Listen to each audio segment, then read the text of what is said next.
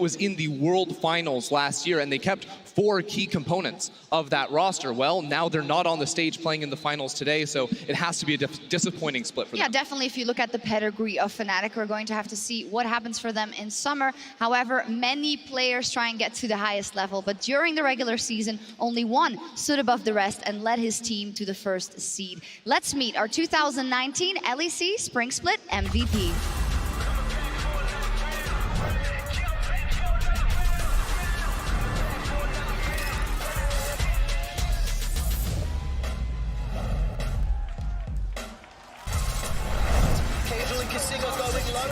Running away. Estimating smash comes down, but there's not a follow-up. Wonders hunting Cagel, trying to get the shutdown goal.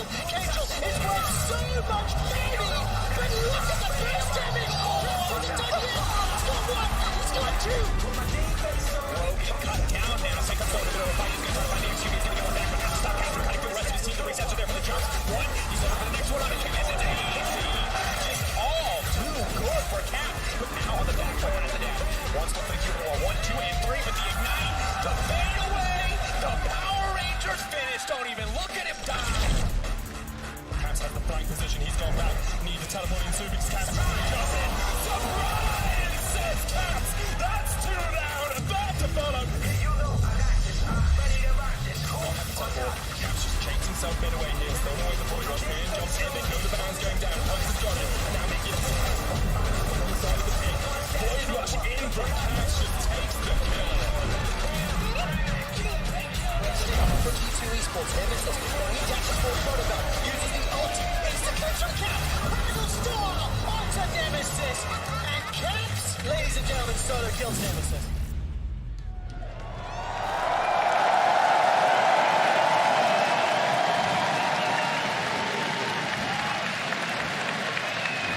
Guys, make some noise for your 2019 LEC MVP, please, Caps! This is for you. I mean, wow. Back-to-back MVP within 2 different teams. That's a first in Europe. Did you expect to get this title once again? Honestly, I don't want to say that I expected this kind of split with G2. I came in and I had a lot of expectations for us, but the way we performed as a team, the way we did the split, it completely overwhelms me. I mean, I told you this many times, but you're so different from last year. I mean, do you feel like you unlocked your full potential with G2 this year? Honestly, I think we play a way that really fits me, but I still think we have a long way to go. And I hope today will be the first step towards the best version of G2 ever.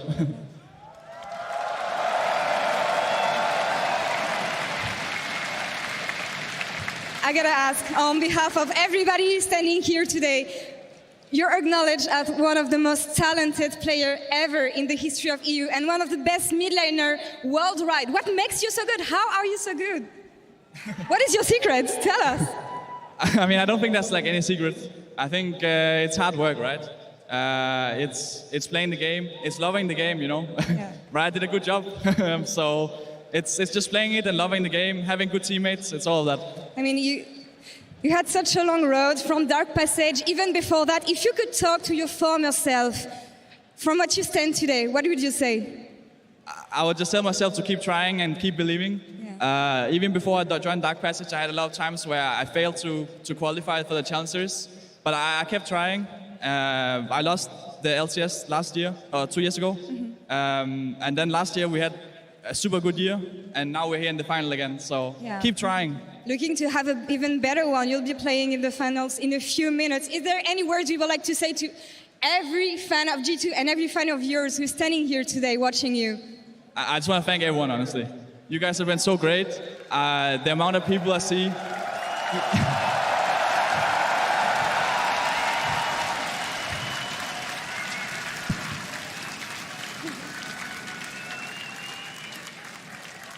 Even yesterday when I was an analyst, there's so many people coming up and wanting to get high fives and pictures and all this, and it means a lot to me. So thanks so much. I hope you keep supporting me, and I will give you the best results. You deserve it so much. Thank you very much, Caps. Thank you. Thank Back you so to much. you, Shocks. Thank you very much. Well, what a wonderful interview again. You know, obviously he deserves it when it comes to the way he plays on stage, but I think the fact that he's amassed such a big fan base and respect from people in such a short amount of time really speaks to the kind of person he is. And he said it there, hard work, dedication, and he's just also so funny, wholesome, and just an all-around great guy. He's such a likable person. Yeah. I think in every interview you see and the interactions you see in the G2 videos as well, you see his personality shine through, and I just don't feel like he has a bad bone in his body, and I think that's why everyone gravitates He towards does the minute he steps on the ring. Yes. That's when he becomes bad. So then, Caps and G2, tonight they step on stage looking to take their 5th title. It is actually in the arena when they won it the first time back in spring 2016. Right here in the Ahoy in Rotterdam is where this team lifted their first trophy. It was versus Origin as well. And really, Amato, from that point on, there was no stopping G2. It was always G2. Nobody could beat them. For me, facing G2 always in the European League, it was crazy because G2 was always a team that you would learn from. Scrimming them was always like a big gift because you had this opportunity to learn so much. And when G2 came to the scene and they qualified to the EULCS, I had no idea these players, Trick and Kikis in the top lane, what's going on with that. And all of a sudden, they took the world by storm. Yeah, they did, and they didn't stop. No, they didn't. They kept on winning. They got those 4 titles. And then, of course, 2018, they're still competing on the international level, but it wasn't that same level of performance until they were able to make the roster change. They pull in Caps towards the mid lane. Perks goes down to the bottom lane. It was such a shift, just a dangerous shift. But the mission for this team was to build the strongest roster Europe has ever seen. And it looks like it's been succeeding so far. Yeah, definitely so. And I think that's what you talk about when you talk about strong organizations who have the hunger to win the title. They felt 2018 wasn't enough, and Carlos Ocelot said, I will not have it. I will take Caps. I will put him on my roster. So, you know, it's going great so far, but I would like to urge everyone to be careful because they do not have a title yet, this roster, and I think it's easy to forget because they play so well. They're the favorites today. It's kind of expected of them, but it would be a monumental disappointment if they don't take the trophy home here today. Yeah, for sure. I think G2, you know, there were all these question marks. Perks and AD. Will the super roster on paper that's so good, will it shine in the way that it does? And all those questions have been answered. Not yet. Not yet. Almost. There's one left, One Chalk. last Just question. one. One last question, and the people in their way, that's Origin. And Origin, of course, also has a huge history here in EU. A team that started with huge success back in 2015. There we see it. Fantastic year for them, also went to the World Championship and got to the semifinals, but it really stopped there, and I think that's why it's so impressive that they've rebuilt everything from zero today. Yeah, they had to make the move. When they lost Mithy and Sven, everything fell apart for this roster. But this year, they bring Mithy back, they join the LEC, and they get off to a little bit of a bumpy start, but it looked so good for them towards the second half. This team really built on the fundamentals of the game, understanding it so well and playing as a team. I feel like they're following the same recipe as in the past. They had 4 veterans that had a lot of experience, and they brought in the kind of rookie AD carry. I know Patrick has played a couple of splits, but I feel like he fits in the same mold as Sven. I think they have the same recipe going on for themselves with the 4 veterans once again and Patrick, and I think it's a way to go. Yeah, it definitely is. Now, last time Origin was in the final, it was right here. It was in 2016. And it was also 3-1 for G2. So hopefully they can fight against the odds and get the title here today, because no matter what happens, you know, when you don't have a title in that trophy case here in Europe, it's hard to quantify your success. And I think that's why a lot of the players on this roster are really hungry to finally prove that they can take that final step. Yeah, it's the organization as a whole that doesn't have a trophy and those individual players. We talked about the redemption arc for some of these people that have been around for a long time but never really lifted a trophy themselves. Today is the chance for them to prove that they are the best in their positions and they can lift that up. Yeah, and then when we look at the roster of OG OG in 2019. It really is step by step. It wasn't just first game of the split, oh, they look amazing. And that's also not the kind of players we're dealing with, right? It took a while. And then these guys, Nuktak, who's always been great, but never won the title. Cold, who has had a fantastic development a few years already, is now looking for that next stage in his career. I think knowing these players, from working with some of them, I know for a fact that they have the eyes on what it means to winning the game. Sometimes you have teams that struggle with even closing out games when you have the lower tier teams, but if you have a roster with Nuktak, Mithi, you know for a fact that they know how to close out eventually. So there was never a doubt in anyone's mind that OG would bounce back. Yeah, I mean, you think about it, this team, if you can build a lead, you have the shot calling, right? You have the experience in order to close out. And I think the other big key thing for me is that it's not just when they have a lead, it's knowing how to play a neutral map state as well that they are just so good at. Yeah, indeed. Now, Origin is also in part, it's not of, but Deficio is part of Origin. And he's, of course, accomplished everything as a color caster. But right now, he is ready to cross the finish line with Origin for the very first LEC title for the org. And Ender, he visited him to get some insight ahead of today's final. Welcome back to another episode of Between Two Iverns. I'm Ender as always, and today we have a special guest, an old friend on the show. Everybody, it's Deficio. Welcome, man.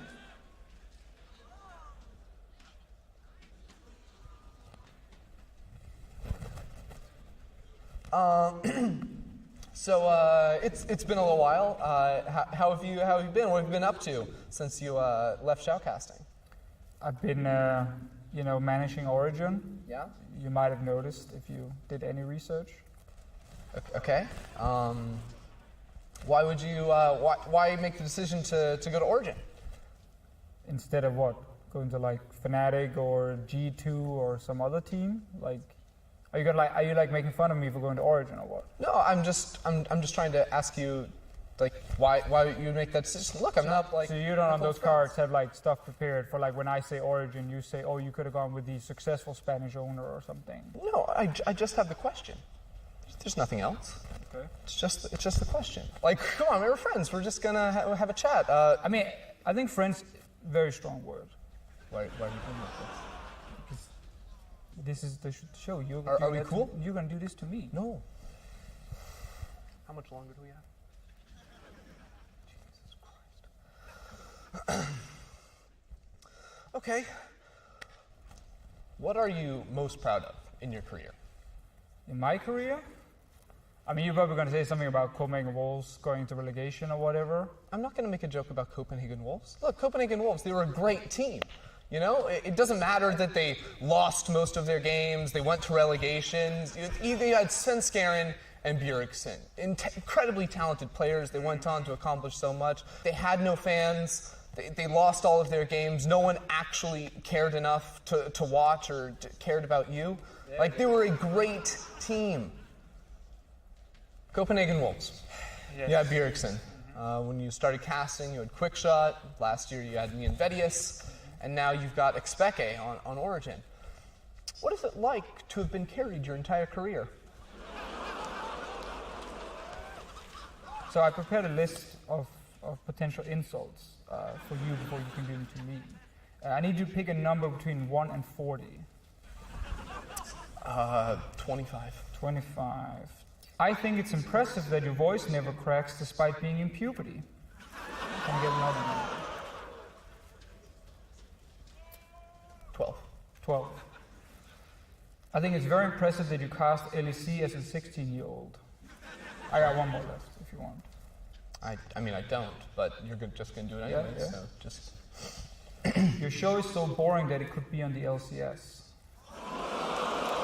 You're pretty good. It's a good show, you know. Great interview overall. I think it's really enjoyable. Why do all of my guests keep reaching across and touching my knee? You have long legs and your knee is pointing at me. I actually feel like it's kind of on my side. And you think that just invites you to just go up and touch it? I want it to be nice. Carlos did the same thing. I just want it to be nice and like kind of comfort you real quick. It can be rough to kind of get the lowest priority of the shows in LEC. And I guess kind of the only show people don't consider LEC content. Everyone else has all the great things like Euphoria, rap videos, and these kind of things. And then I guess they were kind of left with you, and they were like, okay, what can we do? And then, yeah, they found these chairs and they sat in the trash, and here we are. Like, you don't even come in prepared. You know, I think it's funny. You're Nice. we lost our television. What does difficile mean? It means to fail in Latin. Is that why you joined Origin and not G2? To fail. To fail. So, Difficile, it's been pretty successful. And, come in. Come in, Trevor. Hey, dude, you ready for dinner?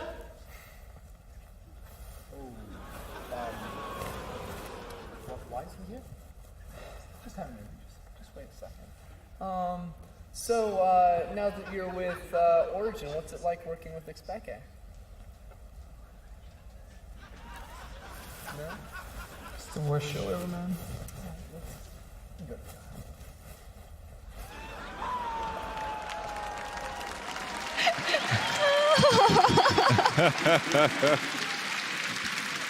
Oh, that cliffhanger in the end. That's why they made me put you on the analyst. It was a lovely dinner, I'll have you two know. Oh, fantastic. The fish show. He's probably not too sad about it because he's in the final with Origin. Now, they're up against G2 Esports, and now when we get into the nitty-gritty of the matchup, it would be very easy to say OG has no chance in the world. Last week, they got absolutely demolished at the hands of G2 Esports Yamato. What can they do? What is OG's winning recipe? I feel like there's 3 key ingredients to create this OG methodical gameplay that we know and love. Nuke Duck on champions that are pretty much giving him the power to take control of the game. Alfari on an island because that's where he shines the most. He knows how to play the lane but doesn't like to pull attention to himself. And then we have bot lane enabled pretty much. Sounds easy enough, but you're up against G2 Esports. And like, I think it's always quite simple to say what they should do in situations like this. And I think the fact that they were able to demonstrate it versus Fnatic is a hopeful sign. OG seems to have learned a couple of things in that week. Yeah, and I think a big difference maker for me was Mythy and just his ability to position in teamfights on so many different styles of champions, whether it was the Blitzcrank waiting on the side, hooking people out of Kindred ults or Taric ults, or the Tahm Kench, making sure his carries could literally never die. He really stepped up in that series and was a massive difference maker for Origin. It was. They succeeded yesterday, but the reality of it is that G2 just looked incredibly, incredibly strong after the couple of weeks they had off because they were locked in as #1. There were question marks, but all those were answered last week. They are still the fantastic team they were in week 1. Most stacked roster in EU of all time, possibly. How do you attack something like that? Well, in order to attack it, you have to understand the machine. And what it starts with is the fact that G2 just have the best laners in the league. Top to bot, it's really tough to beat these guys in their matchups. But what makes this team so special is the period between 15 and 25 minutes. They fight you so frequently. They don't give you room to breathe, let alone think about the game plan. And that's what becomes terrifying because they come in with the lead from the lane and then do not let up. I think G2 is just the pinnacle of what European League of Legends should be. I think it's so hard to face up against them. It's great to practice against them. And I think at every level, I think they're so strong. And when it comes to analysis, we always talk about how hard it is to prep against them. It's also hard to talk about how you beat them on the analyst desk. It seems so. You said it, pinnacle of European League of Legends, and that is why it would be so impressive and such a monumental occasion if OG managed to beat them. We're getting closer to getting on the Rift, so I want to just take a look at some matchups. As said, there are so many good players on the Rift today, but one lane in specific is incredible. Perks versus Mythy. 2 former teammates facing off in the bottom lane. Of course, they played together on G2 for years, and what I love about this is that they face each other and they are both at the top of their game. I feel like we're in some crazy alternate universe because they're no longer on the same team. Perks is playing AD carry. Mythy is back from a troublesome split over in TSM, and we're here.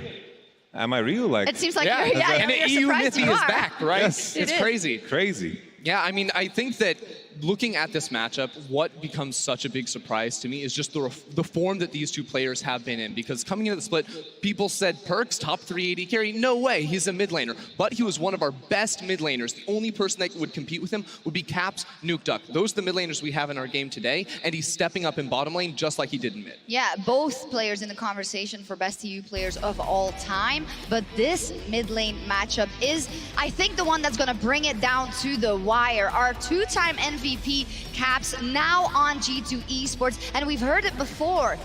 Is everyone convinced before they lift that trophy? No, they have to do it, and Yukta could be the guy to stop him. And we've said in the past, he is the only person and the only mid laner that has the weapons to face Caps. For sure. I think Nukeduck, what's so impressive about him was that he was around during the Alex-ish era, the XPK era, and he was at the top of his game back then. And right now, there's only one old gun that still stands, well, two if you want to include Faker. Obviously, he wants to face him again. You see Mitty on the screen and Lemon Dogs as well. Cap solo kill. It's just the fact that he can keep up with all these young guns, Perks, and of course Caps and Jizuke, and still be at the top of his game. That is unheard of. No other player is maintaining his level at the top for so long. No, can I quickly get your predictions? We're very close to meeting the players on stage. Tell me who and why. I think it has to be G2 3-1 for me. I think Origin can come in prepared and get a win today, but ultimately G2 are so stacked as a team. I think the mid lane is going to be super important in this match, and that G2 will win out there, which will get them the series victory overall. I think G2 are going to play for the prio and mid, and I feel like they have so many options on the Rift to play into top, into bottom, as long as all roads lead into bottom. But you know, the story about OG, it's like a Hollywood movie almost. You know, it's all about you face the final boss once, you get punched, and you fall back, and you see all this training process. We saw the training with Fnatic, and now they get to face the final boss, the last 10 minutes of the movie. But this is no Hollywood. This is real life, and I think G2 will take it 3-1.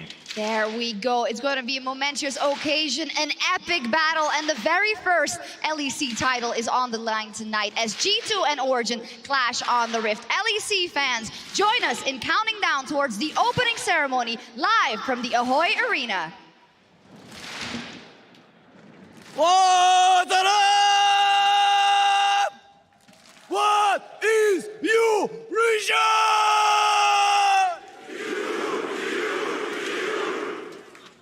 If I double clap in my hands, what do you do?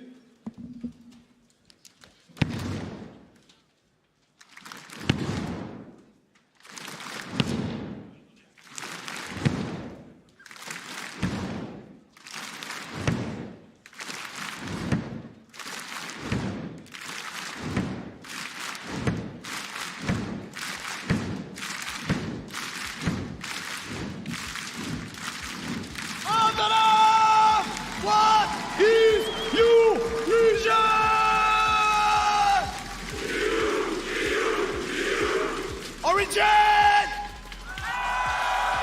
G2! Origin! G2! 4, 3, 2, 1, let's go! And welcome to the Ahoy Arena in Rotterdam. We are minutes away from the LEC Spring Split Finals. Roman's been doing a pretty good job of making these guys yell and scream, but I want to see how smart you are. If I were to say League of, you would say League of, League of Legend! Nicely done! This is cute, but we have been rehearsing some stuff. So, hold on! What is your region? That's cute. That's not bad. It sounds very familiar to a call that a certain other European country may have done before. So have you just copied what the French have done, Romar? Well, I might happen to be French, but it's okay. I have another trick in the book. Rotterdam, if I double clap in my hand, you stop.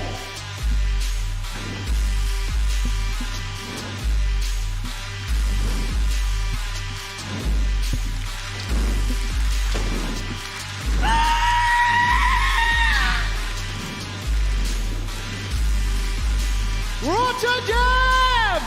What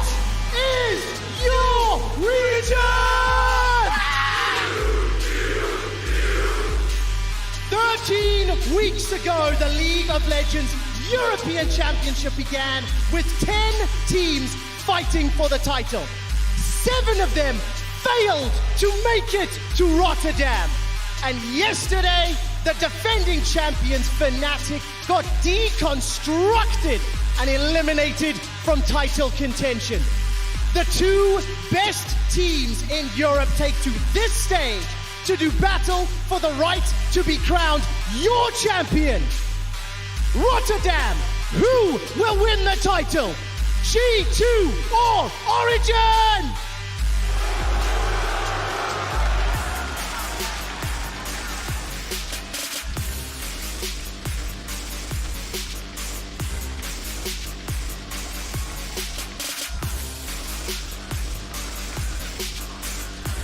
Battling in the top lane.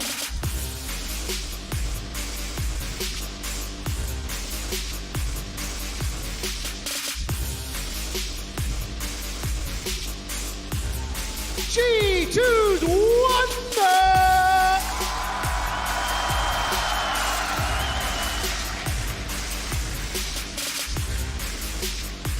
Origins Alvari.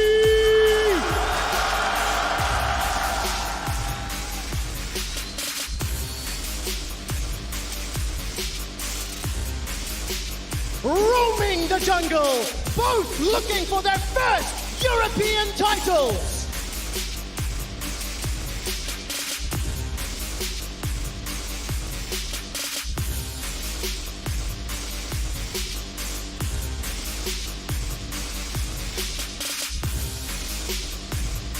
G2's Yankos.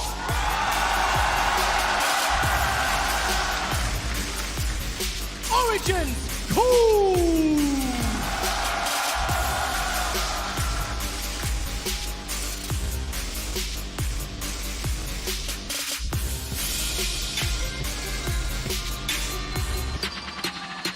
Battling for control of the mid lane.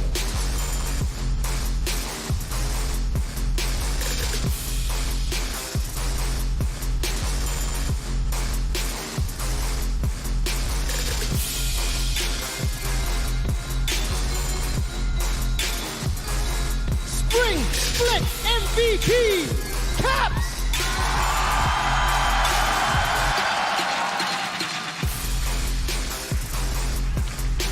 The man with the champion ocean, Nuke Duck!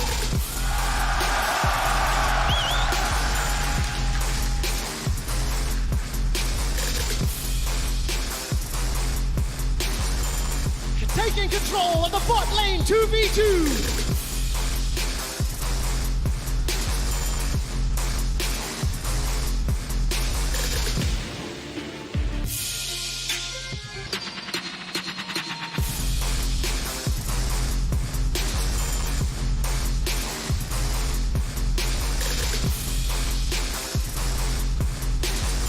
Role swap captain, Perks!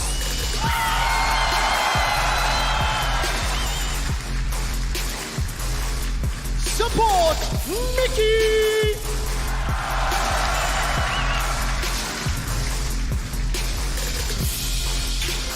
OG boss, Patrick!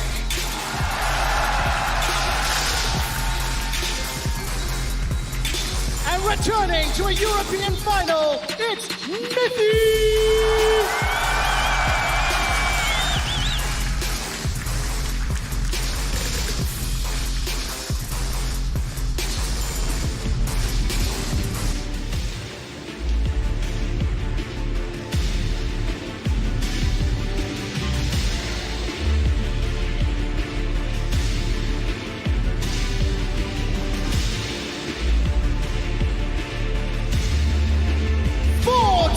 European champions, G2 Esports!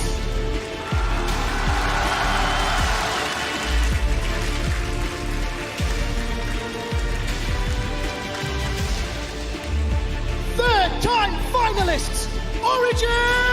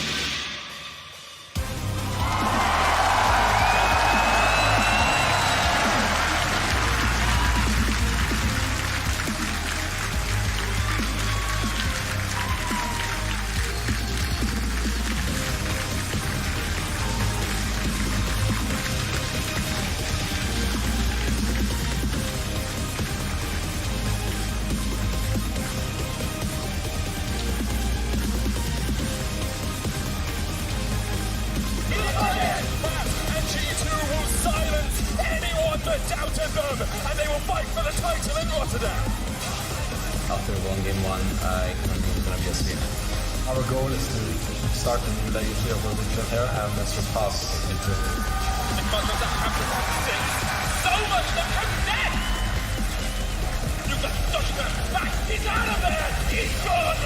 Whoever is in front of us, we know where we have to go. When G2 went up against Origin the last time, Perks made our people get subbed out and made XP coming instead. And I wonder if XP is going to have to come in and fill up the mid-lane role after I'm done with it. To win the Rotterdam would mean everything. It's my ultimate goal for like 6-7 years. I'm never happy just being top 3. I made my 6th final. I tend to perform when it matters.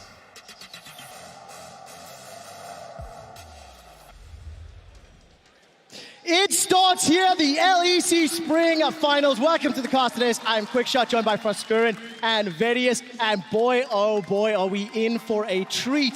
G2's era of dominance started here 3 years ago. And Origin are going to try to prevent it from happening again. Yes, they certainly are. And we couldn't ask for more, Quickshot. We have fantastic players. We have fantastic storylines. We have a fantastic crowd. And we have everything we need to make a fantastic final here for the first LEC trophy. You've got the fantastic opening ceremony and that brand new trophy right there. I really like the fact that Roman's taught this crowd a few tricks.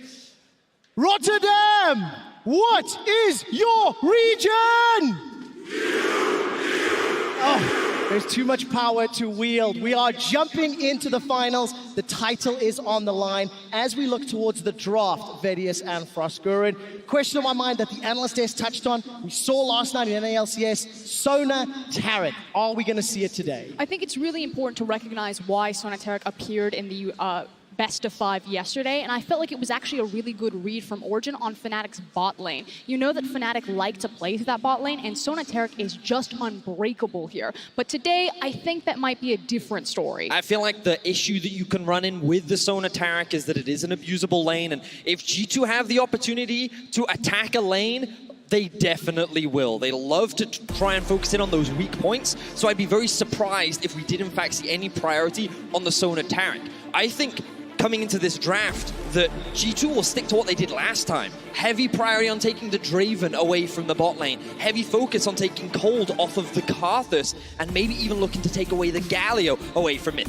And I think all of those should see bans or at least priority picks coming through, but we're also kind of talking about this pick of Rise, how it was so potent and powerful the last time Origin faced G2, and how Caps just dominated a game on it, forcing bans. And so these are kind of the champions that we're working with as we head into this initial draft. Yeah, I'm also keeping my eyes on things like the Kayle. Origin so far have banned it consistently throughout playoffs. And it brings into the question, do they even have it as an option for themselves? If they always have to ban that champion away from the likes of G2, they hinder themselves, especially given how flexible G2 is as a team. All right, G2 Esports are starting on the blue side in game 1 of the finals. You can see our brand new LEC trophy sitting in between the players on display. This is what they are fighting for.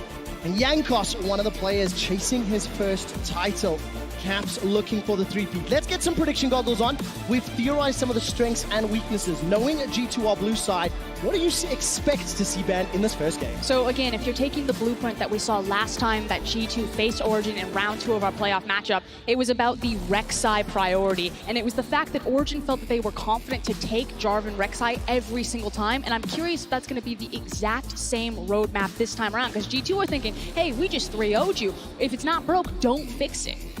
I completely agree with you, Frosk, and as we jump into the draft, already the priority is going to go straight towards the bot lane from the side of G2. They're going to take the Draven off the board, and they're actually going to take the Jarvan off the board. Now, this is something that Origin have prioritized throughout the playoffs so far. They love the flexibility that they can have between the top and jungle, and it's something that Cold likes to run into the Rek'Sai as well, which, funnily enough, they immediately ban off the board. Exactly. At that point, it's either you ban the Rek'Sai and you make sure that you get Cold a matchup that he's comfortable with, or maybe Cold starts to reach for something like that Skarner. So the jungle pools are obviously what both teams are focusing on here today. And Jankos versus Cold, very different style of junglers. Jankos, very explosive, gank heavy, whereas Cold is more of that cerebral path-oriented jungler. And last weekend when these two teams met, Cold looked very good in that matchup. Now remember that the Kayle priority is something we talked a lot about. actually has been left open, but instead G2 go for the classic Aurelia. Now, for many teams, you'd think this could be flex between top and mid, but with the addition of Perkz in the bot lane, this is a triple flex and can be moved into multiple positions, so a very safe blind pick for the side of G2. And it's one of the terrifying things about G2 is not just how well they can flex the champion, but how well each of those 3 members can pilot the champion. If you think about G2, what is their playstyle? Why have they been so dominant? It's that you pick anyone to focus in a team fight, you will learn something about League of Legends. The mechanical ceiling that each of these players have is incredible. They are one of the strongest teams that Europe has ever assembled. Now, something else we spoke about was this Galio, and last week, G2 were very determined to ban this one away from Mithy. So Origin, they grab it very early on. I'm wondering if they look to pair it up with the Kalista, but with the Ryze still available, you'd have to imagine that being the priority. And you know what's interesting? I actually think this Jarvan ban that G2 leverage at Origin might actually work out for them, because it means that they don't have to second rotate Jarvan Galio. We see that Cannonball hard engage combo all of the time, but now that they don't have access to having Jarvan since it was banned away, it allows them to blind pick the Ryze from red side and deny it from G2. And ladies and gentlemen, Sona Taric. It is something that we talked about. It is secured in combination with the Aurelia, and I don't want to spoil things, but if you watched NALCS last week, this combo was deadly. I mean, it was pretty deadly in the hands of Origin yesterday when they won that second game against Fnatic. And the thing is, the moment G2 saw that Galio lock in, they're like, oh, you're not going to play Blitzcrank. So we're pretty confident in locking this one in because we think we're fine playing into that Galio bot lane. But with the Varus, there is a lot of setup on the bot side for the side of Origin, and they're going to still feel pretty confident that they can look to dive this and put it behind. And when we were talking about Sonic Taric, we did not want Origin to pull it because you're like, you cannot give a weak side of the map to G2. They will exploit you. Now Origin have this opportunity. We expect that Sona and Taric will get pushed in, that G2 will lose control over the bottom lane in the early levels of jungle. So all eyes go on Cold. You have the Varus, you have the Galio, you have so much priority to push down there. Can you as a jungler abuse G2, this small window that they've given you, before Sona and Taric take over team fights? Sometimes I would say maybe or no. With Cold, I say yes. This has been one of the best splits of his entire career, and you can see now the jungle pool continues to get pinched. The Sejuani taken away, Gangplank has now been denied in the second phase as well. Now remember, the Origin also get priority, so they get to choose their jungler, so they're not afraid to just keep banning this role out. Which is why I really like the Gangplank ban from G2 here, because it's saying, okay, our bot lane's going to be in a bit of a struggle situation, at least early on. Let's take away a champion that has a massive ultimate that can also contribute to the bot lane, like the Cannon Barrage. And with the Akali ban, this actually suggests to me that Origin might look for a priority on Hecarim and then save their jungle for the final pick. Perhaps give Cold something like a counter. Because I think right now, the Origin, they have a lot of tools in their kit to just team fight. They can also play on multiple lanes. Like, there's a lot of options in their kit. If they just throw in the Hecarim right now, I feel like they have a fantastic dive bomb comp. But at the same time, you are drafting teamfight into a Taric zone. I think it's just kind of that great mixture of having teamfight presence as well as the side lane presence. And like you're saying, there needs to be an emphasis there because you are facing G2 with such a defensive line on Sona Taric. Yesterday, of course, it was Origin that ran that Blitzcrank into the duo in game 1 against Fnatic. That worked so well. But Vedius, you mentioned the dive bomb style comp with Nocturne being locked in for the jungle. Makes you think it's becoming maybe more and more likely, or at least can be powered up. If G2 are not grouped together, then that is where they can get picked off. Yeah, it's about making those picks, but if it does come to 5v5, if we are playing around the Baron and Origin are forced to try to make an assassination play with the likes of the Galio and the Nocturne, Cold needs to be far ahead on this champion to have any sort of kill pressure against the likes of G2's comp. G2, they have gone for the very early game focused jungler in the form of the Olaf. Typically does pretty well into the Nocturne as well. So they have a favorable jungle matchup and it will give them the ability to gain priority. And if they do pair this up with a Lissandra, which they do, it means that towards the top side of the map, G2 have a lot of control right now. Very strong 2v2 jungle and 2v2 top jungle means that G2 can just gain a lot of early map pressure. It also means that with this jungle matchup, you talked about the skirmish potential of Olaf, all of that advantage that Varus and Galio, Origin's bot lane, had over the Sona Taric can now be eliminated or at least contested. It's now about setup. The bottom side of the map isn't free-handed to Origin because they took a step back by taking a scaling jungle and Nocturne. And as expected there, Vedius, the Hecarim is secured and locked in. So let's step back and talk about what we see in the greater scheme of things. You sounded a little nervous about this team fight combination from the side of Origin. Now you see both comps. How do you feel, Betty? Well, it's one of those situations where whenever you're running Sona Tarek, I always ask myself how much damage they have, and then I remind myself, oh yes, once Sona gets like 2-3 items, she too actually has a surprising amount of damage in the late game. But when you are running like dive comps, the thing you always have to be mindful of is how quickly can you assassinate a target. And when there is a Lissandra, there's an Olaf, and the Sona Tarek is there, it can be challenging. But I feel like when you look at this draft, OG is saying, let's kill the Sona as fast as humanly possible, and then we'll clean up the rest later. It's the fact that you have multiple win conditions. You know, if Origin do get ahead, they can look for that assassination potential, trying to make the poke on Sona, or if they do fall behind, they say, we're not going to play into the 5v5, let's just split up and try to eat this map up. Whereas on the other side from G2, this is a very scary composition, not only its skirmish potential with Olaf, Aurelia, and then the zone control of Lissandra, but when they are bundled up as that death ball, they are almost impossible to kill. I think this is going to be a pretty explosive game. I think we're seeing a lot of adaptation already from the side of Origin. Remember, one of the reasons why they struggled last week against G2 was when they had losing bot lanes. They definitely don't have a losing 2v2 down towards the bot side of the map, and they have a lot of options to play around it as well. I think it's going to come down to a lot of team fights. I think objectives are going to be a really big deal in this one quick shot, and I'm really excited because I think that this time around, Origin are going to put up a much better fight. Absolutely the case. Origin have continued to impress and continue to develop after each and every game and each and every loss. They have got themselves another shot here at G2, and more importantly, a shot at the title. It's the LEC Spring Split Finals between G2 Esports and Origin. Ladies and gentlemen, here at the Ahoy in Rotterdam, put your hands together for Game 1 of G2 versus Origin.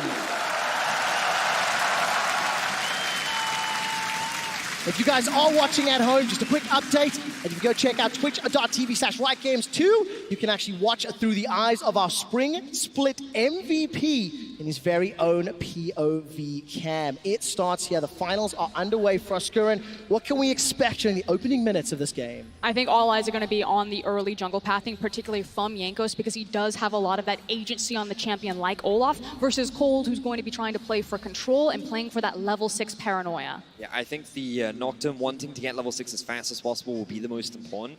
I'm keeping my eyes out on the level 1. Something that G2 did a lot of the last time these two teams met was crazy level 1s. It is why Origin fell behind in a couple of their games, and you can see Origin kind of pathing out pretty spaciously, just keeping an eye out to see if G2 try anything sneaky. But with the Sona Tarek, their options are a little more limited than they were with the Rakan last week. So nothing too crazy going to come out in level 1. Looks like a very standard start to the game. And again, we need to pay attention to how well the Sona and the Tarek will play the lane, and what Perks and Mickey can do with this combo, because we saw both sides of it from Origin and Fnatic yesterday, and basically every single time it seemed to get jammed, shoved underneath the tower, and that is one of the powers of Varus, is that he can turn on lane priority so quickly. Now, as a reminder, for those that may not be familiar with this bot lane, Tarek will soak up the majority of the farm up until Perks fully stacks up his support item, and then once it is fully stacked, they'll start investing resources into the Sona. But it's not about winning lane, it's just about getting as much gold onto these two carries as possible and scaling to the team fights. Typically seeing things like the Archangel Staff and the Lichbane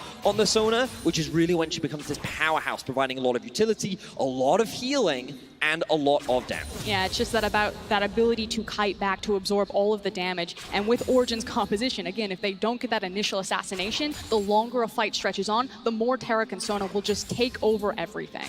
And one of the scariest things about Sona Tarek is you might think that, oh, they've got no frontline, they've got no real tanks, so doing the Baron is difficult, but because of the amount of healing that this duo provides, it's actually very effective around the Baron, because they can actually stall it out for a very long time. So those Baron baits are very real and can be very, very scary from the side of G2. Yeah, one of the nice things about Tarek is because he can reset his heal on the auto attack. Zyrene talks about this a lot. He can actually do a Baron with just 3 members as long as the Tarek and Sona are there. So again, if someone like the Aurelia or the Olaf even get ahead, G2 can actually just walk as a 3-man unit and do the Baron no problem. Long time away, that Baron at the moment. Cold is going to be making a small attempt at Wonder. No ward here from the G2 side, so Flash may be expanded. That's already done so. That's a very good double stun. That was truly a flawless duet. And it does expand the Flash, so successful gank from Coles. Now, in early levels, Hecarim, especially without a flash, typically gets pushed in. It's not until he hits that level 6 mark where he can really start to look to play the lane a little more aggressively. So that's why he's getting pushed in under his tower very early. I am surprised that Wonder didn't use his ward in the Tri-Bush. It's obviously on cooldown, so he used it elsewhere, either in the Pixel Brush or in the River Bush. But he was very pushed up, exposed to a gank. He was forced to flash away, which means that there's a slight advantage now for Alphari in this 1v1. And Cold could look to play around this top side of the map while the bot side is just slowly building up an advantage. But at the same time, notice how the Taric and the Varus are actually very even right now in the lane. And it feels like both junglers are reading the same situation as Cold is sneaking in this back brush here. Oh, 2v2 on the cards. Jankos is coming out.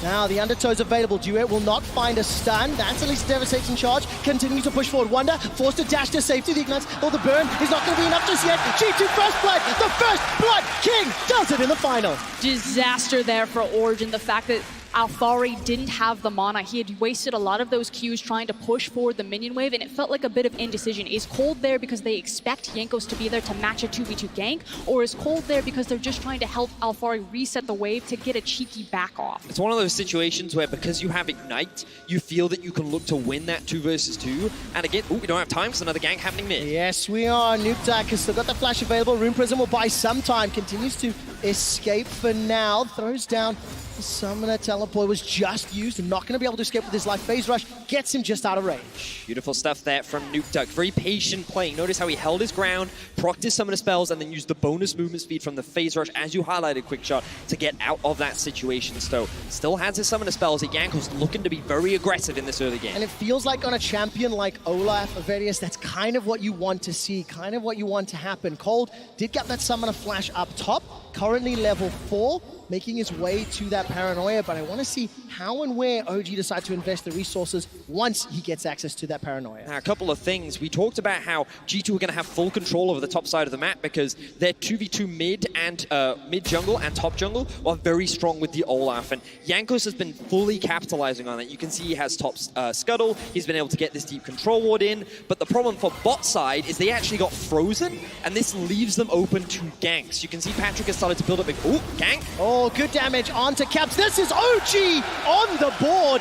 Caps just caught out of position, it looks like. Yeah, it looks like he just lost track of where Alphari was. Didn't expect the Hecarim to make a rotation down there. Was probably looking for the back and just wandered into him. So trying to scout some early vision, and now Wonder. All right, let's see. Wonder how, and I wonder why he pushed forward onto Alphari. Now Nukeduck's going to flash in. Flash. Stands in the side, and that's just easily done here for Origin. 2 kills to 1, and they turn the gold favor in there. And they feel like just small mistakes from the side of G2 that Origin were very quickly able to capitalize on. Finding a kill onto both Caps and Wonder this early into the game is a very big pickup for Origin. And as we take another look at that, yeah, Caps actually had information about exactly where Alphari was, but didn't have information about where Nukeduck was. He actually walked into a control ward underneath, and surprise, it's a 2v1. Well, that feels bad because he's on the POV stream as well, just stepping all the way forward and getting done. Surprising blunder from the MVP of the spring split. We'll see if he can shake it off and bounce back.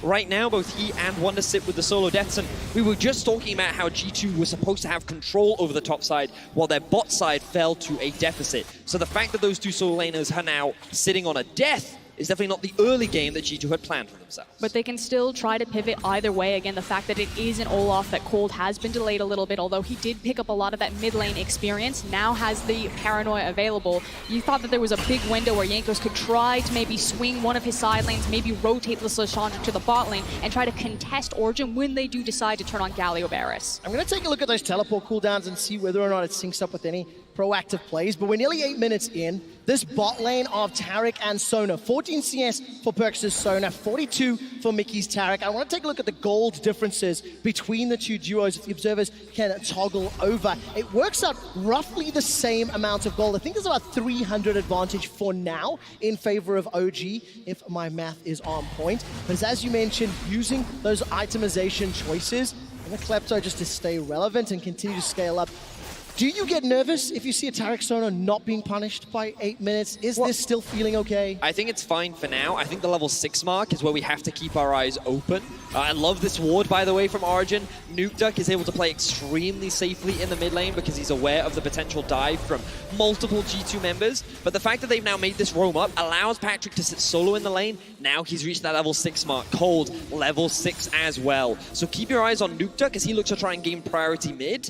And I want to see Origin make a play towards the bot side of the map to try and start the snowball. And likewise, I want to see Perks and Mickey respect the fact that they did give an EXP advantage to Patrick. A lot of these times, while these two guys have made some highlight moments, there are some blunders where they play a bit over-aggressive, play to the limit of their champions, and don't respect things like a Varus ultimate. I'm not going to have any room for error over the course of the series today. And G2 going to group force up, use the pressure from Wonder up top, as well as Caps in the mid lane to unlock that red buff. They're going to steal it away. Taking a look, there's already one plate secured in favor of Origin in the mid lane. And obviously down bottom, we can see the pressure of this Varus Galio shoving into Tarek Sona as Perks and Mickey back away. That Paranoia is available for a dive, but a very, very good ward from G2 spots it out. And they're frankly just rewarded with this pressure, not to just force the dive with the EXP advantage, but also the fact that it's a Mountain Dragon on top of it. So they say, okay, we don't need to go for the dive. Instead, we can just turn on the Drake. Now Perks has just hit level 6. Jankos is coming around the corner. Oh, Jankos may actually be close enough to contest. Patrick is split off from the rest of the team. He's going to get stunned up. Patrick's in trouble down bottom. Heroes Endless comes down, but that's one more for G2. Patrick's able to escape for now. The cleanse, as well as the Chain of Corruption, buys just enough time. But the Dragon is thwarted, and G2 get the kill. And now it's Origin with the mistake. They leave Cole to solo the Drake and don't respect Jankos' ability to just walk up and fight. Caps was in a position to help out Jankos, and with the numbers advantage, G2 come out on top. But it's a great read from G2 and something that you need to get used to with this team. We always talk about how methodical Origin are, but G2 are a team that believe that because they have the better players, they can look for 60% plays and make them work out. So they're constantly finding opportunities like that that you don't expect teams to take, and then they turn them in their favor. What a fantastic start to the series for Jankos. 2-0 up. There's a lot of pressure up in the top lane. Alvari! Oh, he gets taken out by Wonder. There's a reply kill from Cole, but Wonder just dashes in, uses that Vanguard's Edge in his entire kit, and quite easily picks up the kill. Plus 20 CS, a kill and an assist to his name. Somewhat expected in the early laning phase. Aurelia does have a lot of power, especially against a Hecarim that doesn't have those items yet completed. But the fact that he was able to find what was effectively a solo kill, very impressive stuff, and speaks to the impressive split that Wonder has had so far. You can have a look at how he sets this up. If you land the stun, it becomes very easy to get that follow-up, and he has a red buff as well, so good stuff there from the side of Wonder. Yeah, and it's particularly on Wonder. It's hard to shine when you're on a team with the LEC MVP in Caps. It feels like every time you're talking about this team, you're talking about Perks and Caps and Jankos. And unfortunately, Wonder has fallen to the wayside a little bit in his praise, but I think he personally is the best Aurelia player on this team. Ooh. I know, it's high praise. Very high praise. By the way, indeed. sorry, I just love the nuance. The best Aurelia player on this team. Yeah. Right? Like, that is a real thing that you have to talk about, especially when you look at the caliber of players on G2 Esports. Now, one of the things that Wonder also helped G2 out with is the fact that he drew the Nocturne ultimate, and at early levels, this is a very long cooldown, which means that the bot lane of G2 have nothing to really be afraid of because the risk of a dive is a couple more minutes away. So they're continuing to stall out, continuing to get to that team fight phase, which is ultimately where they want to get to. And it's not just about the fact that it impacts Cold on the Nocturne, but also Miffy on the Galio. And, you know, it's about how these ultimates are being used in tandem. So it really does put Origin on a timer for what they're able to eat on this map. Well, we'll see what Origin can do. They're currently even in gold, despite this advantage that Wonder sits on in the top lane. Plus 20 CS, you saw his at 15 averages there on the screen of 14. Lowest number of isolated deaths as well, so definitely plays very cautiously, but this is a very tense, very close start to the game, and it gets me very excited about the prospects of what Origin can do, because make no mistake, Origin are the underdogs this series, after seeing what G2 have done all split long, and how G2 played last weekend. But Origin have improved after every single defeat, and Vedius, you had a great analogy that just like Saiyans, OG come back stronger after every single fight. Yeah, they certainly do, and yesterday I feel like they demonstrated against Fnatic. And now we'll see if they can demonstrate it against the powerhouse of G2, a team that has received nothing but praise throughout the entirety of this split. And even though they struggled, they too have bounced back as well. Now we see Cold, level 6. We have the teleport from Alfari, but once again, Jankos is here. We look forward to the pressure here on OG to make the plays. Froshko, and looking at the available teleports, summoner spells, knowing that Dragon is still available. I mean, this is super telegraphed from Origin. The fact that they also pulled Alfari, you can see Hecarim coming down from the mid lane there. They have all of their ultimates, so this is throwing down the gauntlet and saying, we are going to take this Infernal. You must, Mountain, you must fight us. Quick shot, you need to be ready because our fight's about to kick off. All right, here comes Caps. He's jumped into the fight. We'll be able to self-cast and survive a few seconds longer. The Onslaught of Shadows goes forward. There's the engage. The Vanguard's Edge goes down. And Hourglass will bite some more time. The first kill.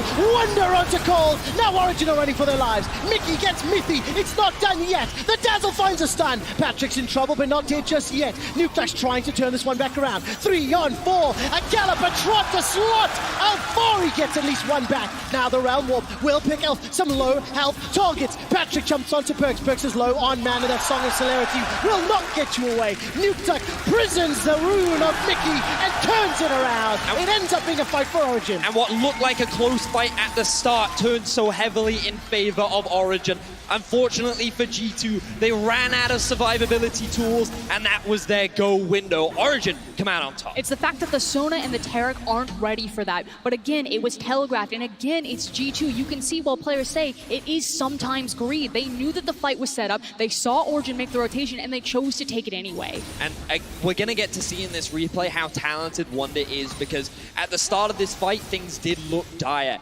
Caps engages before the Sona and Taric are really in position to provide that survivability. And you'll see here, he goes in, he soaks up a lot of the damage, and then keep your eyes on this Aurelia, the Wonder in the backline. He's going to land a beautiful ultimate onto multiple members. He's then going to buy time, and he's going to use his mobility to dance through the fight, chip apart some of the big damage dealers, but of course Alfari and Nukeduck still able to kite back, and then they can start to swing the fight back in their favor. Yeah, and Nukeduck, the big hero here, and also a huge beneficiary of all of this. The fact that he gets the shutdown on the Aurelia, and I believe is now sitting 3-0-3, and that's exactly what Origin need for this composition. Again, G2's 5v5 is only going to get stronger from this point, but if Origin's Nukeduck is ahead, their ability to play a side lane is something G2's comp cannot do as well. And now, after that fight on the bot side of the map, Origin immediately swap their duo up towards top. They secure the first tower of the game, and now they're looking to make a play for Rift Herald. So, quick shot, we have to look at ultimates. Is everything available? Are both teams ready to fight? No, not yet. Mithy does not have that entrance. Realm Warp is a few seconds away. We've just crested the 15-minute mark. Origin have got a tower advantage and 1,000 gold lead. It does not feel significant at all. And I'm still waiting to see what Perks and Mickey can do on this Taric Sona. You guys can vote which jungler you want to watch in the next game. Both of these junglers on the hunt for their first title. Jankos in particular, one of the longest standing members here in Europe, without a victory despite many attempts. Right, Mountain Drake looks to be the way of Origin, Rift Herald the way of G2. And it's an objective trade, so if G2 can actually burn this Herald in time before Origin are able to interrupt them, it's kind of them saying, okay, if we take this Mountain, if we take the bot tower, we know that they're going to have Herald, but ultimately this unlocks so much Baron potential for us on this composition, especially when we have a Blade of the Rune King Spec Ferris. Also, it allows Origin to get priority on the mid lane. And so they had the ability to set up on that tower, but instead decide to back away. They're going to now look to reset. And the map kind of returns to a neutral state. We've had a pretty exciting first couple of minutes. Quick shot and Frost.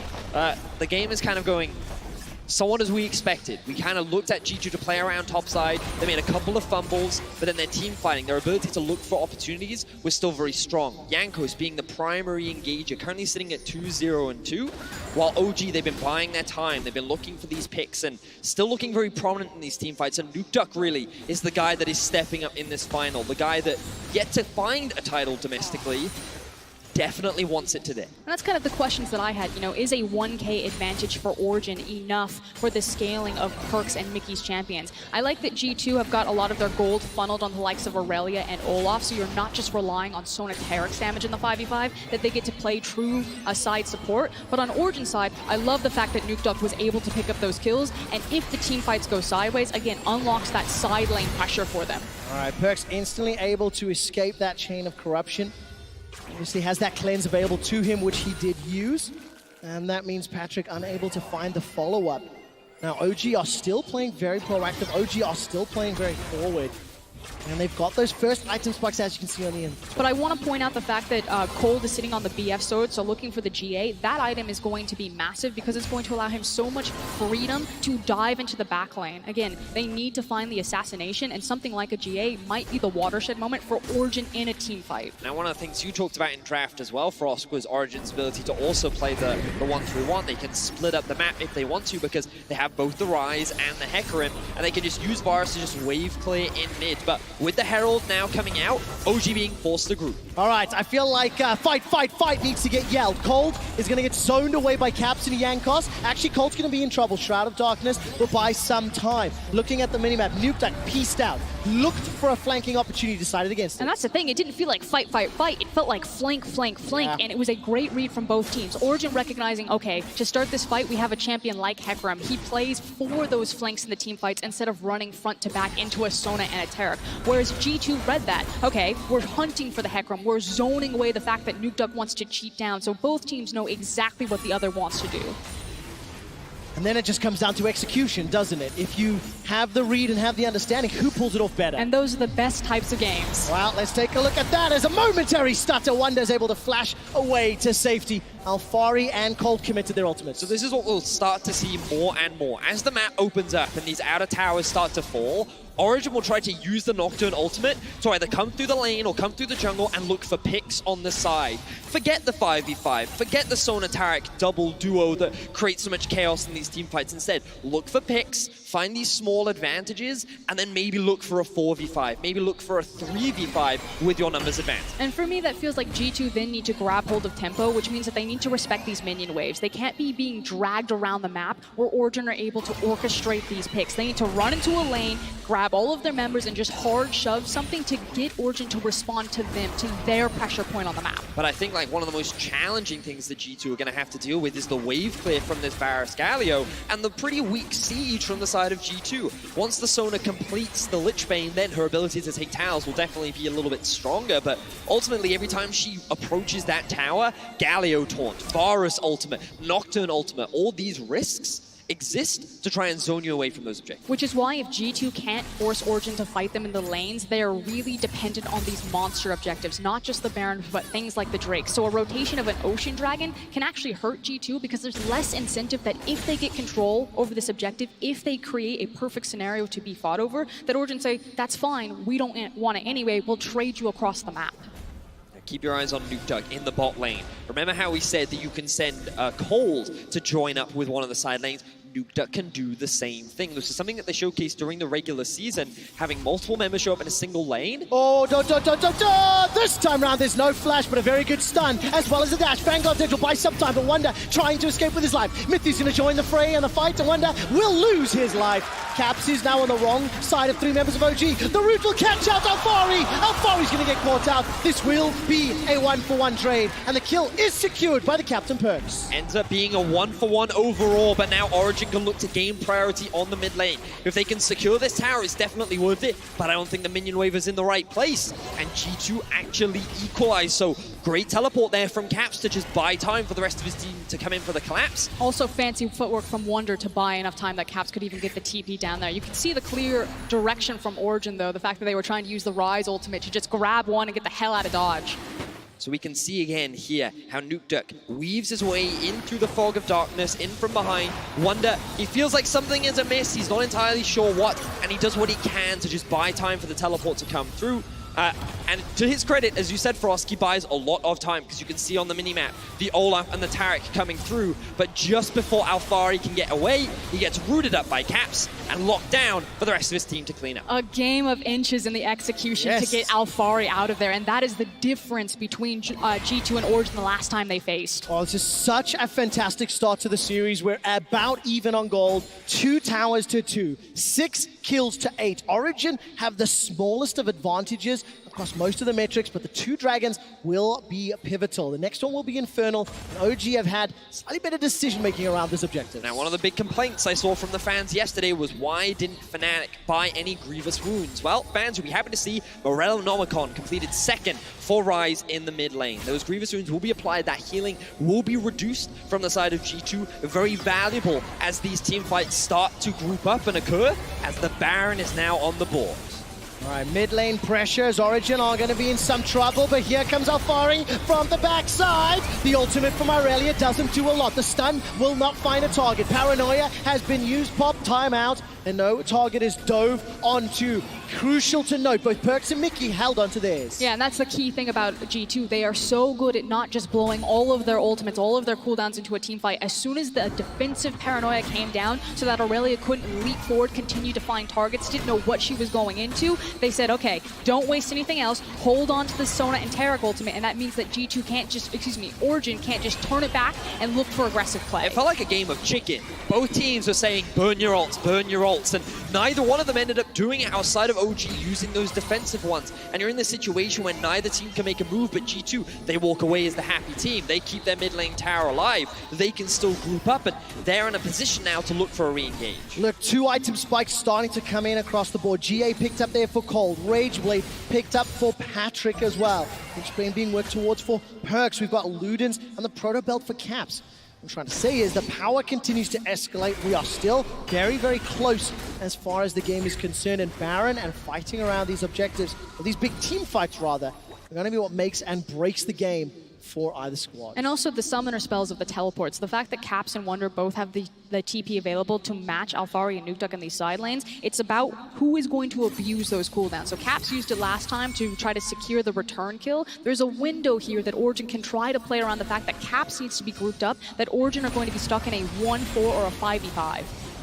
It's interesting that you bring that up as well, because one of the fascinating things that I love about G2 is the way in which they're so efficient with their resources as well. Because you talk about how G2, Origin rather, might be forced into grouping up in this situation where they want to avoid. And that's actually happened a lot for Alfari. He's been constantly grouping up with his team, and he's actually had a pretty big deficit. He's a whole level down behind Wonder, whereas G2, Caps is the same level, or now just a level behind Nukeduck, but he's doing extremely well in terms of farm. Same for Wonder. The bot lane is actually doing incredibly well in terms of the gold as well.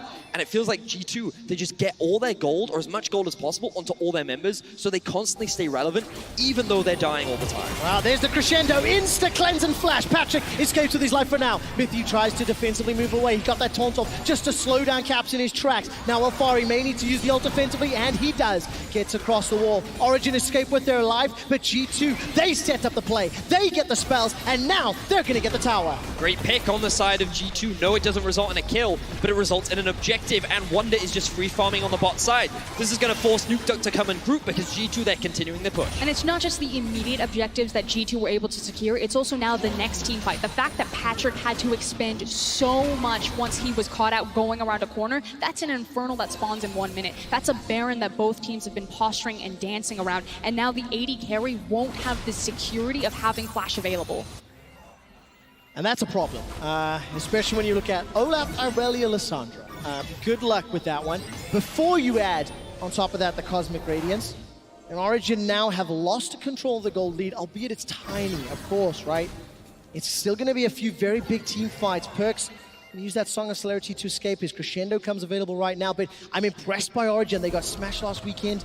They come back, they win yesterday. This is a team that has such a limited amount of finals experience, but a super huge number of LEC games combined. I mean, the thorn in Origin's side right now is the fact that G2 have been able to keep their mid lane tower alive till 26, 27 minutes in this game. As soon as they can knock that down, it's going to give them so much more access. And when you have an early Mountain Dragon, they needed to have control over the Baron to threaten that much earlier, or at least use it as a pressure point to orchestrate some picks. But because G2 have held the line, they're actually stalling out Origin long enough that the Sona and Taric are now online. Their 5v5 is very scary. I also think that the way in which Origin set up the 1-3-1 hasn't been optimal either. Like, the fact that they made a couple of small mistakes in the early game, given room for G2 to actually find a couple of picks, has made it harder. And every time G2 make a play on the side lane, it actually ends up going even across both sides. So I feel like that right now they're not leveraging. Oh, there's the flash crescendo. A flashless Patrick gets chunked down. That was very well played by G2. Remember, Origin were trying to push this top lane. Now all of a sudden, Nukeduck has to try to escape with his life. He's got Flash and TP available as well as that Realm Warp. I don't quite know if anyone's chasing him just yet. Perkz not going to use that E to close the gap. Instead, G2 are starting Baron. Looks like Nukeduck does have his teleport available, and Cold is alive. Has the Paranoia and Flash available. Everything to try and steal this one away. Yeah, and the Realm Warp was just used from Nukeduck. He's trying to clear out the mid lane and then can walk over. So they say this is going to take a long time for them to do. And it is getting very, very low. Nukeduck is sticking on the tower. He hasn't peeled away yet. That's a dash over the wall from Wonder. Wonder jumps onto Alfari. Cold is sitting behind the pit. Alfari runs for his life. That's the Onslaught of Shadows used. I'm waiting to see if Cold goes in. Mithy's in trouble. Mithy's dead. He's killed by Wonder. The Baron's inside the pit. Cold, can he steal it? No, he cannot. G2 get Baron. Cold goes down. Nukeduck continues to push in the mid lane, but it's G2 Esports in control. And we talked about the survivability that G2 have with this composition. Wonder was able to go over 1v3. Caps has now teleported in to try and cut Nukeduck off. All right, let's see what happens here. Nukeduck turns that around. Bramble back in the use for some defense as Wonder will join the fray. Nukeduck is going to be in a lot of trouble. It is just a matter of time before he gets run down. G2 take control. And it's the confidence of G2 to make these types of plays. You know, we always talk about the perfect Baron setup. You've got to have the deep vision. You need to clear out the blast cone. You never want to go for the 50-50 smite. But G2 are so confident that they can execute on this. The fact that they send Wonder over the wall, trying to find Cold, not realize he's on the top, to force away anyone else to get involved. And at this point, Origin are like, okay, high pressure situation. Can we make the right call? Can we make the right bet? And unfortunately, they bet wrong. Cold gets into the pit, but they cannot get the smite steal. Everything comes together for G2. Let's not forget, this all started because they found that initial pick onto Patrick in the mid lane. They burnt both summoners. They then find the same pick onto him. They have not been using the team fight power of Saractona. They've been using the pick power of their composition to turn this into a Baron, and now they're setting up a siege onto Origin's base. Both times Patrick was caught out by Perkz, the captain of G2. The role-swapped AD carry that's playing Sona still counts. He manages to find the crescendos. The inhibitor is secured in the mid lane, and Wonder is pushing down bot. He's got teleport available to him, and Origin are chasing some sort of team fight. G2 decides to turn this one around. Cosmic Radiance was used though. It's just the fact that you can't give G2 any opening. That was a missing flash on an ADC, and it resulted in a mid-inhib being torn apart. Beautiful stuff right now from G2, and now they're staying grouped. They don't need to split apart. They're working around Wonder. Level 17 on the Aurelia, and Caps is looking for the flank. All right, Patrick has got his Flash and his Cleanse available. Here comes Alfari. That's at least one level of engage. Cosmic Radiance, remember, still on cooldown, but Alfari's so low. 1-2 quick kills for G2. The re-engage from Wonder. He is just destroying Origin, and G2 ace Origin. Beautiful fight from the side of G2. 5-0. Game 1 is going to be locked down from the side of G2. And I don't know what you're supposed to do. I love the fact that the Sonateric was paired with such high damage like Wonder's Aurelia and Jankos' Olaf. They took over this game. This game came down to one Baron call, but it was the wrong one for Origin. G2 go up 1-0 in the finals.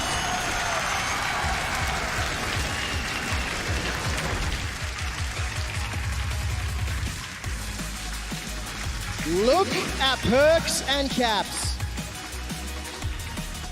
Caps might be the first European player to win a title on 2 different teams. Perkz will reach 5 titles if he wins. Jankos will get 1. G2 Esports 1-0 up, and that is a very happy, except Jankos squad. He smiled in the end, got there. And I guess what I'm looking at right now is what quality bar do I think Origin is bringing to this game? Because I felt like that in Game 1, Nukeduck was having a very solid performance. He looked great.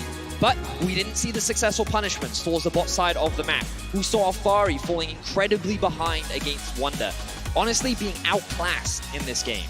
And I feel like that if Origin failed to execute upon their win conditions again, it's going to look exactly like we saw last week from the side of G2, where they just continue to dominate their opposition. And I like the point that you brought up in game, that is this idea of the lane assignments from Origin, that while they had the ability to play to the side lanes, that they couldn't quite figure out what the right tempo and the pace for it was. And anytime they're, trying to make up their mind, trying to decide where are they going to attack, what wave are they going to prioritize, G2 were already on the ball, looking for picks, punishing flashes, setting up Barons, denying wards. This is a team that you can't give any time to breathe, because it feels like they think and they react so much faster. I mean, if you step back and you look at that sequence of plays that led to Baron, that was the game-defining moment. Of course, it was because Patrick got caught by a flash crescendo, and whatnot. But how do you possibly start to evaluate those decision-making when you come into the next game? Well, I think the biggest thing for me, for Origin, is they now lock in blue side moving into game 2. Last week, they were red side 3 games back-to-back. And I think that having the priority in the draft, being able to draft the Sona Taric yourself, or force G2 to take it away, just gives you a little bit more options, a little bit more freedom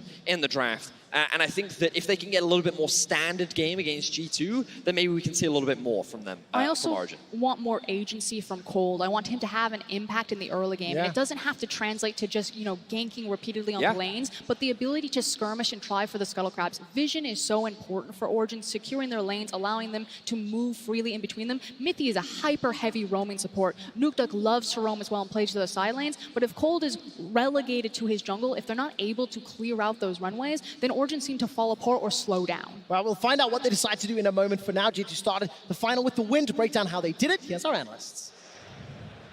Thank you very much, Quickshot. Blink and you miss it. The first Nexus goes down for G2 Esports. And before we get into any replays we may have, at the end of that, you guys both just said G2 is so insane at this game. What is it about this game that makes you say that? I think there was a lot of it, and ultimately what it came down to was control. The control to slow down the game once you saw a Nukeduck with 4 kills, and then ultimately that Baron, where they just kept it at 2,000 HP, knowing exactly when they could burst that one down without risking the 50-50. I feel like we always saw this G2 that kind of rolled over the enemy with individual outplays, with team compositions that really didn't make sense together. They had a Jace up top lane, and everyone kind of did their own thing. This is the G2 we knew in the regular split. But now we have a refined G2 that actually plays around the strategy and is so sharp to play to their win condition. We saw it throughout. They had a rough fight. Ryze got ahead. They knew they didn't have to play around the split push. Right the moment when they saw Varus no cleanse, we know that we need to engage on him and take the Nashor, and they executed perfectly. Yeah, they did. So let's take a look at how it happened in the order of the game, starting with, as you said, they got in a tricky position against Origin here when it looks favorable for them, but it turns around for Origin. Yeah, I mean, the start of the fight looks really good here with the flank initially from Caps, but then watch Wunder in this fight. The dive on in looks like he's going to be able to mop up and win this one out for G2, but Nukeduck went untouched and he was able to turn it around. I feel like the sidestep on the E that's going to save Wunder very, very soon right here. It's coming now.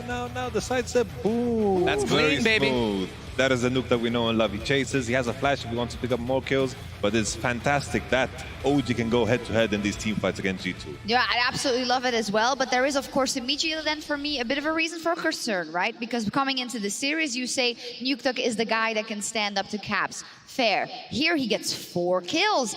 If anything, he should be in a great position. But what happens? Why can't they hold on to that advantage on Nukeduck? Well, they had the advantage the whole time, and that's what was difficult for me, because they didn't really convert it into much more. They had this super strong 1-3-1 that they were going to try to build upon, but immediately after that fight, G2 actually split the map. They went top for Herald, where they gave Origin the Mountain Drake after that, and it actually slowed down the game a lot. Cold wasn't able to find as many plays looking for Nocturnals around his side laners as I would have liked to see. I feel like these compositions is kind of the opposite of what they played in the first series, where OG was the composition they wanted to group and team fight and set up around the Nashor. I felt like what G2 did better, they created opportunities for themselves. They knew they needed to give up on side, they needed to group up, find the picks, and then just force the Nashor as soon as possible to use their composition. Something we talked about last week is the fact that they create a diversion and then they hit on the side of the map that you're not paying attention. I think this, again, is one of those examples in which their decision-making is very, very clean. They see Patrick, they kill Patrick,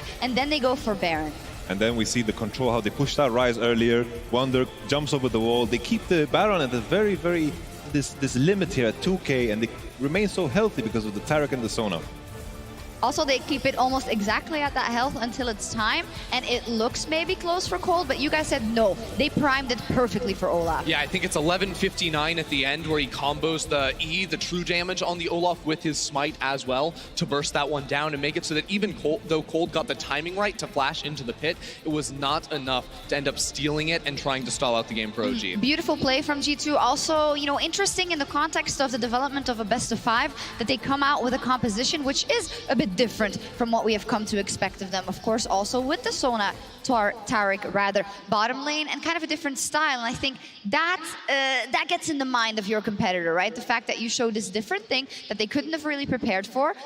Sona Taric, I mean, they should have seen coming. They've got the Blitzcrank. But not versus G2. But that's the thing. They have the Blitzcrank, but they couldn't pick it. Because they first rotationed on red side as Origin, they went for the Galio, which you know is going to be a support.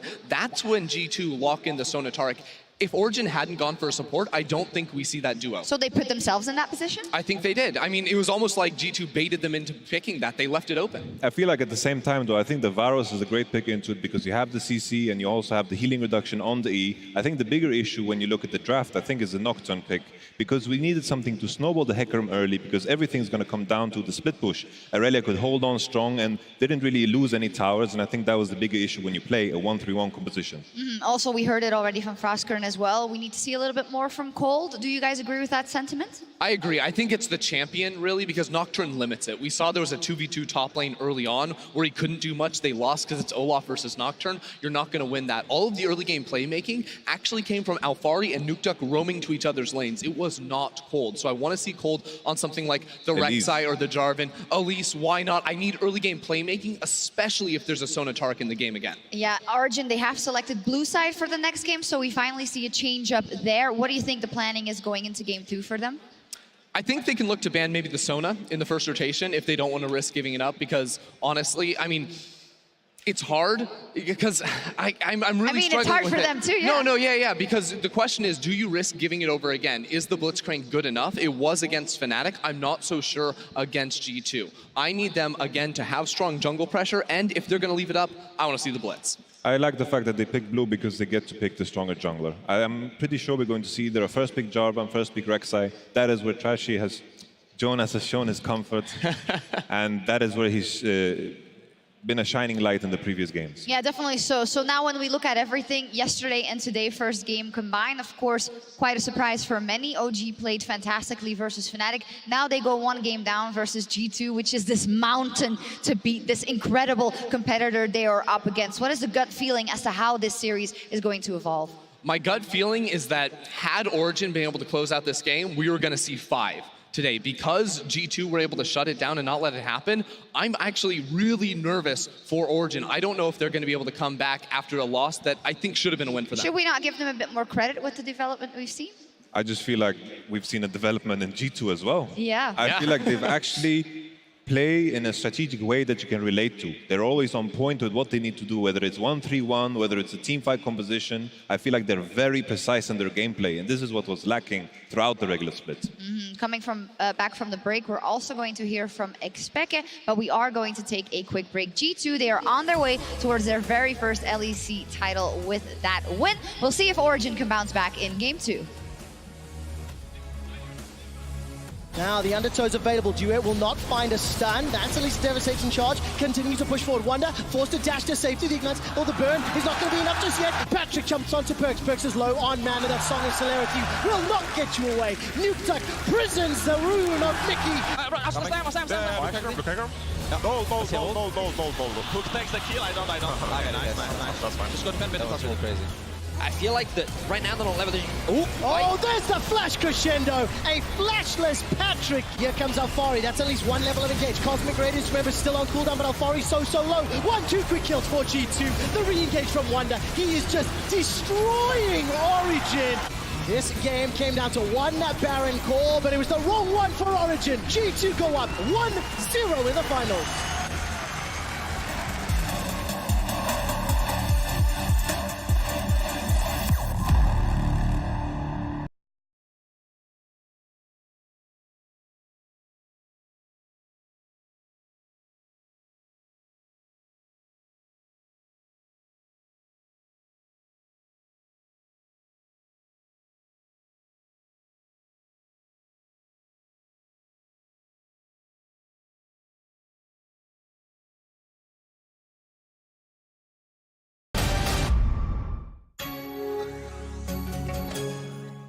Powered up.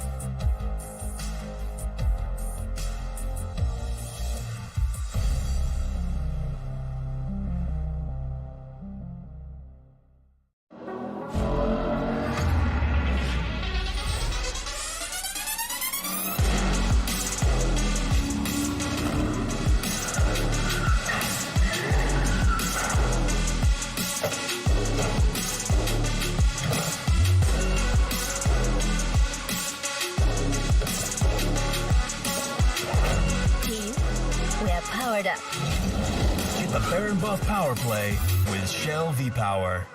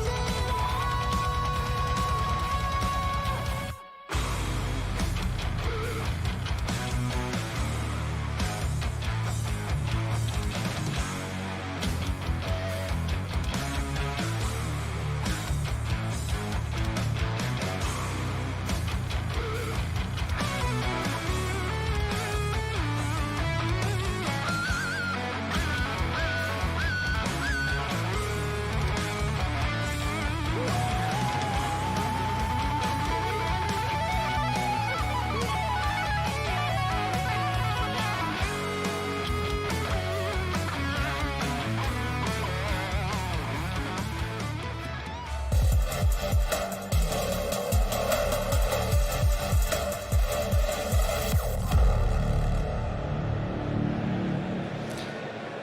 welcome back everyone to the Ahoy Arena for the LEC Spring Split Final. I am here with XPK. How are you feeling right now? I'm feeling pretty... Yeah. I know. A second. Yeah, give it up. Thank you. Yeah. Thank you very much.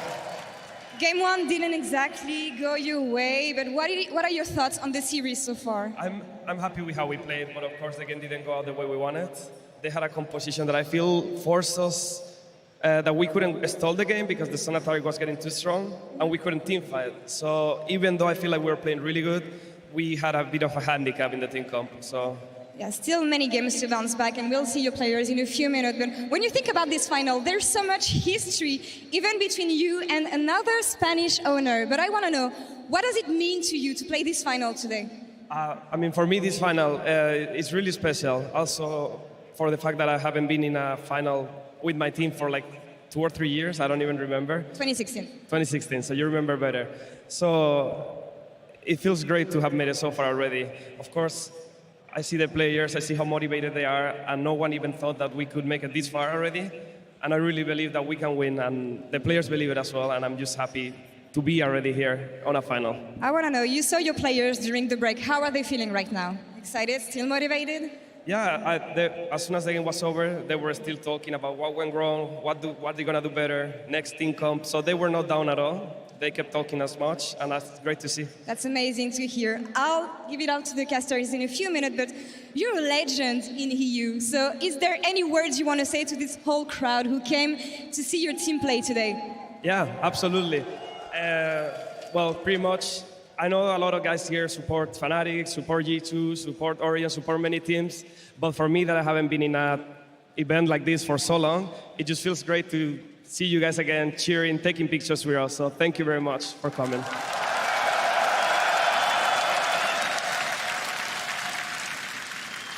Thank you very much, Peke, and good luck to your boys for Game 2. Now back to the casters for Game 2 of the Grand Final. Thank you very much, Law and Peke. Welcome back to the stage. We're about to jump into Game 2 picks and bans. Of course, because Origin lost the game, they have side selection. They chose blue sides. Great to hear from XPeke, though. A bit of a legend here in Europe. If you haven't heard of him, Bit of a legend? He used to be quite good at League of Legends. But it's once again great to hear from him. The fact that he is back in the scene. I know many fans. Which role was he good at, though? Because, you know, fans who've watched a while.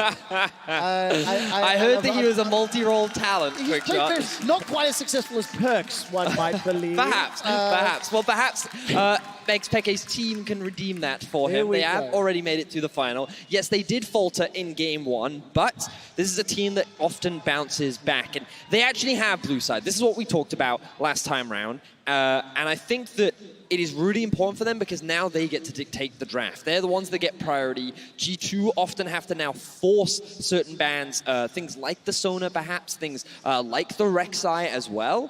But honestly, I'd love to see Cold get his hands on something like a Rek'Sai, so we can go back to see the origin of the end of the regular season, where they were actually very active in the early game, and when this team gets a lead, they're actually very effective at snowballing it into a victory. It's also going to completely change the roadmap that G2 have put against Origin, and kind of this extended series of we're now looking at 2 best-of-5s between Origin and G2. Origin were on red side every single time, picking it themselves, or when Origin also picked blue. So this is actually a completely different look than anything G2 have shown before on the competitive stage across Origin. Yeah, it's really difficult for a team like Origin, who are exceptionally good when they know what to prepare for. You know, when they can see how their opponents play and they can draft an answer. They saw how Wonder played on Irelia, and the answer was simple: get the hell off Irelia. The bans are so very different from the side of Origin this time round. Taking the Varus and Irelia off the board. The Irelia makes sense, but the Varus Frost, definitely a surprise. I think it's actually about the Sonataric. So again, one of the things that Varus can do is he can apply grievous wounds,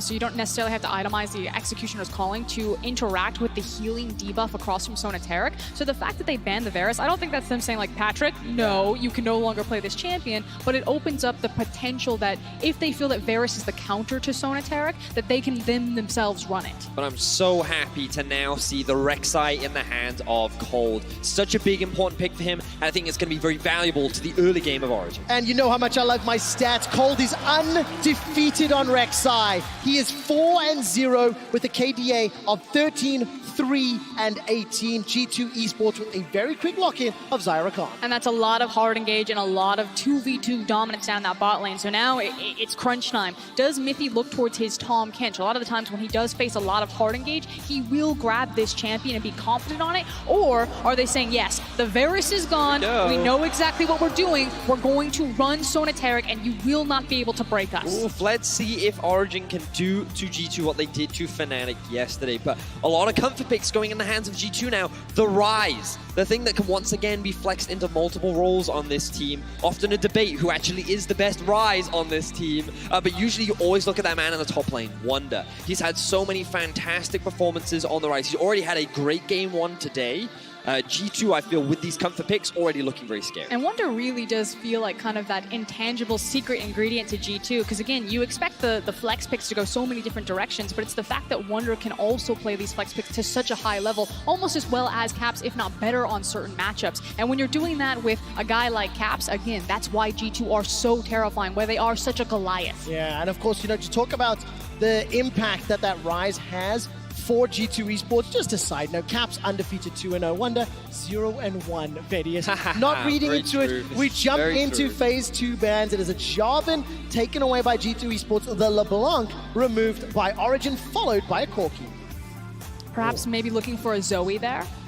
Ooh, I know the Corki ban is telling me something, and I'm like, if they're looking to ban away the Corki, this already suggests to me that they want to put Rise up towards the top lane, or they want to just eliminate some of the safe options that Origin could go for to try and force them into something a little bit more aggressive. So kind of your big blind picks that you have available for Nukeduck in that mid lane are going to be things like the Zoe, like the Lissandra, but Rise and even the LeBlanc could have been a good matchup there.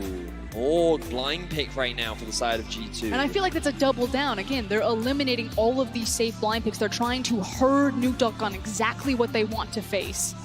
Yeah, the Lissandra is something that they could look to put him on. I think that in terms of this composition, it works very nicely. We are seeing a bit of a hover right now, but audience, you got to be careful with the hovers until they're locked in. Oh, it gets locked in. We got a Yasuo in the final. Okay, but what does this mean when we look at the composition? Again, it felt like the mind games, like they were trying to force him into Lissandra. We know that they really like that Rise matchup into it, and it would have given Caps the go-ahead for the Rise, but by going for the Yasuo and the Kinnan, it now says... This is a pike! We got a pike! Let's go! It's going to be a pike jungle. This could be a pike mid. Oh, they hovered it last game, and I really wanted to talk about it, but because they didn't lock in, we had to move away from it. But we have the pike in this. Wait, that's a smite on Perks. I think they might be doing a funnel, ladies and gentlemen. What? How is that going to work with this composition? I mean, it's triple support plus an ADC. Oh my word, G2. They are pulling out all the stops in game 2. They are going crazy with the strats. G2 Esports were dethroned last year by Fnatic, and they picked up Caps coming into 2019. It was a reign of dominance for G2 that started here in the Ahoy Arena in Rotterdam. And G2 are going Morgana, Pike, and a funnel comp. Okay, now, let's step back. It's been a long time since we have seen funnel comp. No, here's the thing. Everyone, when Perks first made his rotation over to the ADC, everyone's like, funnel. That's not the same thing as actually being a true marksman. He can't just get away with this. There were so many doubters there. But this team is so practiced at a funnel composition, not just from Perks now on the Xayah, but think of how many times Jankos had to play secondary support. I'll have you know that Jankos is the best Braum in Europe. Best Braum. If you recall correctly, when he was playing in that role. And of course, it's coming up into this duo of Sonateric that needs time to scale and build up. Okay, so it's going to take us some time. This is going to be a learning opportunity for us all, Quick Shot, because getting to see how this comp will work is very new, very novel. Clearly, Perks and Wonder will be the primary carries. Jankos returns to support duty here in the final. But you know what? He said, I want a title badly. I will not jungle. I don't need to. Well, look at it this way. If anybody wants to see exactly what Jankos does this game, go check out twitch.tv/RiotGames2. He won the POV vote. He is playing Teleport Flash Morgana. Caps is playing Pyke. Your spring split MVP is playing Pyke. And Perkz is running the smite on that Xayah. So quick fun story for you. The moment Pyke was released, Caps was already playing at mid lane.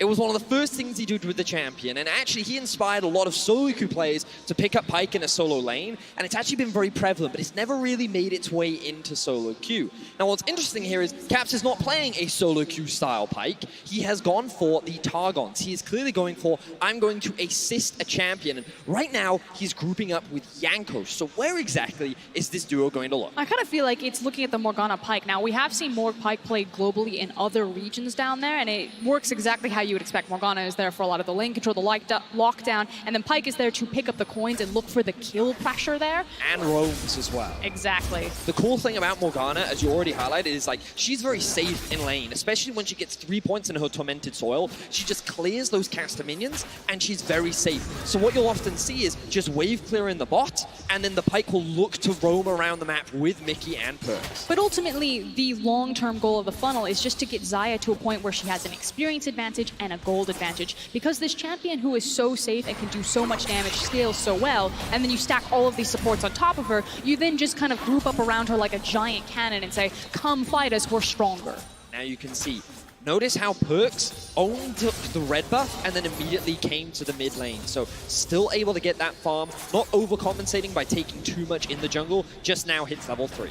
Okay, so explain to me a little bit more about how the funnel comp works. We have not seen it in a long time, and it has some nuances to it. So Frost, maybe break down some of the basics of what you think G2 are trying to do with this style. I mean, it's all about how you're going to abuse the mid lane wave. Again, it's kind of finding these windows that as you shove the wave in, since you have an abundance of wave clear on Rakan and Xayah when they are used as a duo, and then in that space that you have, you quickly walk into the jungle and you start to absorb camps. And what's cool here is it's kind of a double-edged sword. The fact that they gave Cold the Rek'Sai, but he doesn't get to just power farm. All right, there's an early flash from Perkz already, but look at the turnaround damage. Mickey's going low, defensive flash. Mickey survives. First blood picked up by Perkz. And Origin, they tried to go for the early game play. They hard commit onto executing Mickey, and they fail. So Perkz picks himself up first blood, and this funnel just got even stronger. But you can't blame Cold looking for that play. You know exactly what he wants to do. If he finds that kill, it's a completely different game, because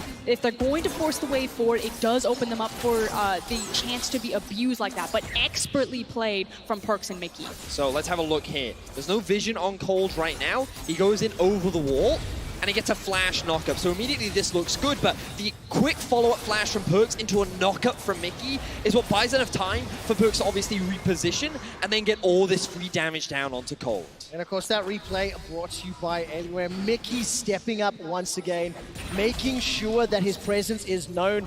Remember, he returns to the stage after the injury that had him benched in week 9, once G2 had secured and guaranteed that first place.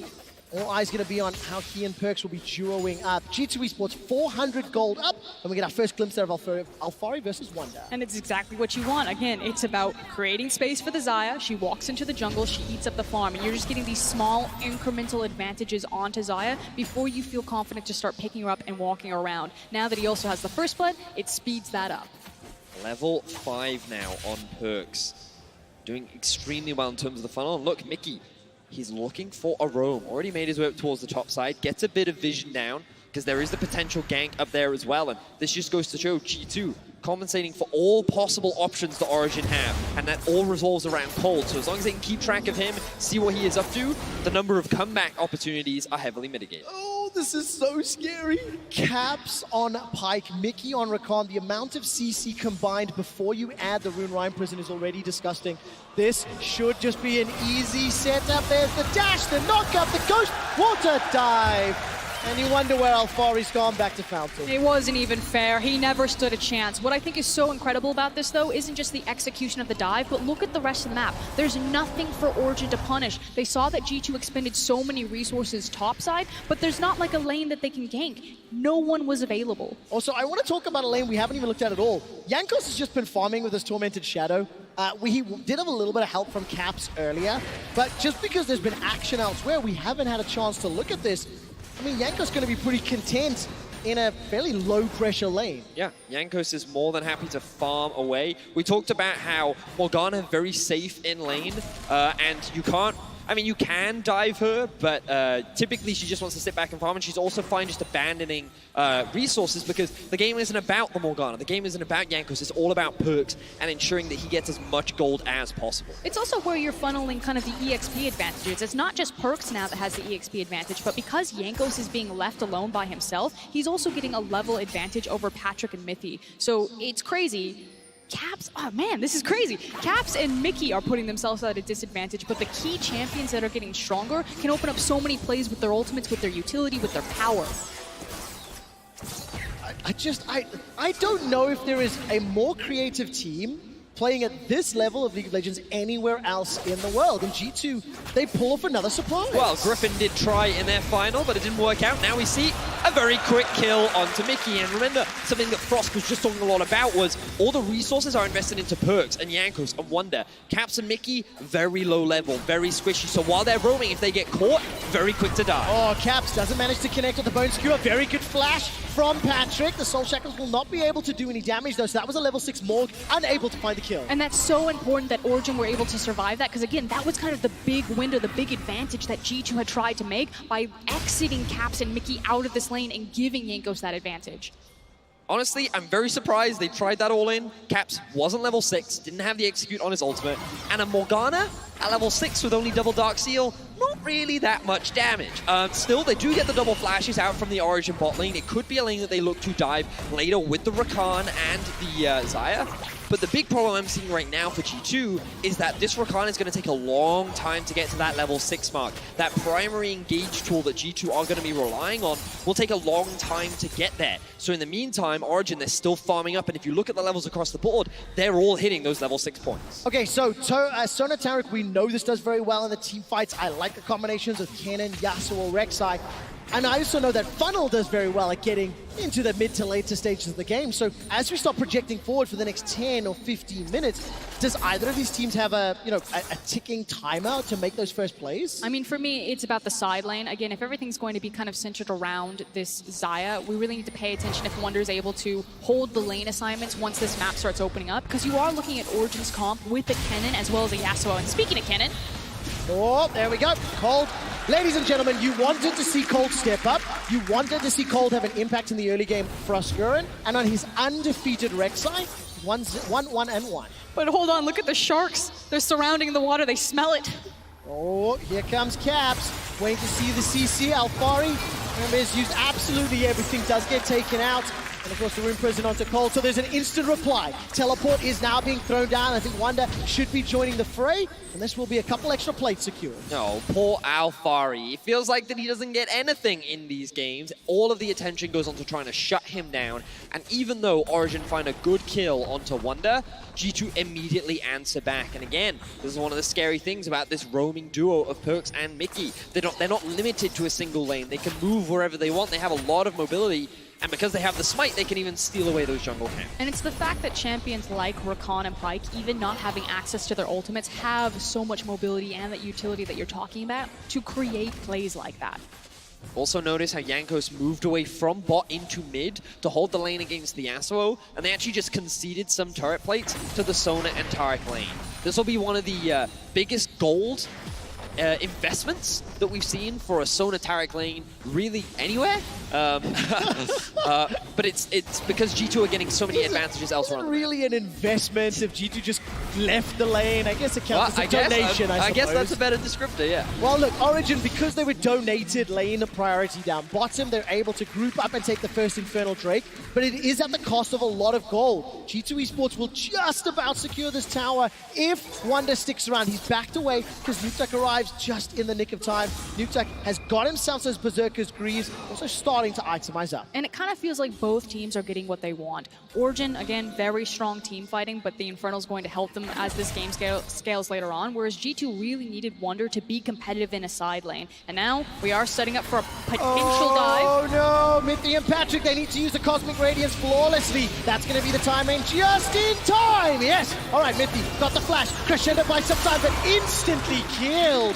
Jankos gets his first of the game. 1-0-0 on that Morgana. More plates falling in favor of G2. It's a 1,000 gold lead and OG just had no response. Ooh, looks like Caps is going in. Oh, the Flash Ghost Water died. Look at that damage. Mickey almost goes out, but simply not enough. Cold unable to chase, but is there a reply? Alfari's chasing. He's got no flash available. Slicing Maelstrom's a second or two away. I think that's on cooldown. Not able to chase. And Alfari decides not or cannot get in.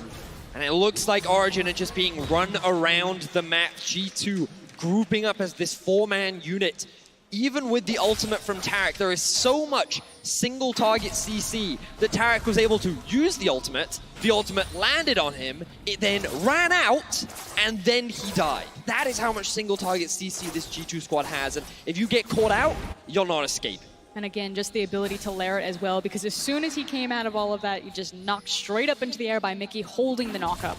So here, we can see the collapse coming in from G2. They pushed in mid with the duo, and they start making their way down. Mithy holds the ultimate. This is good, you don't need to use it yet, but first gets knocked back in with the root from Jankos. Then you have the binding. You also have the feathers here. You have the charm knockup.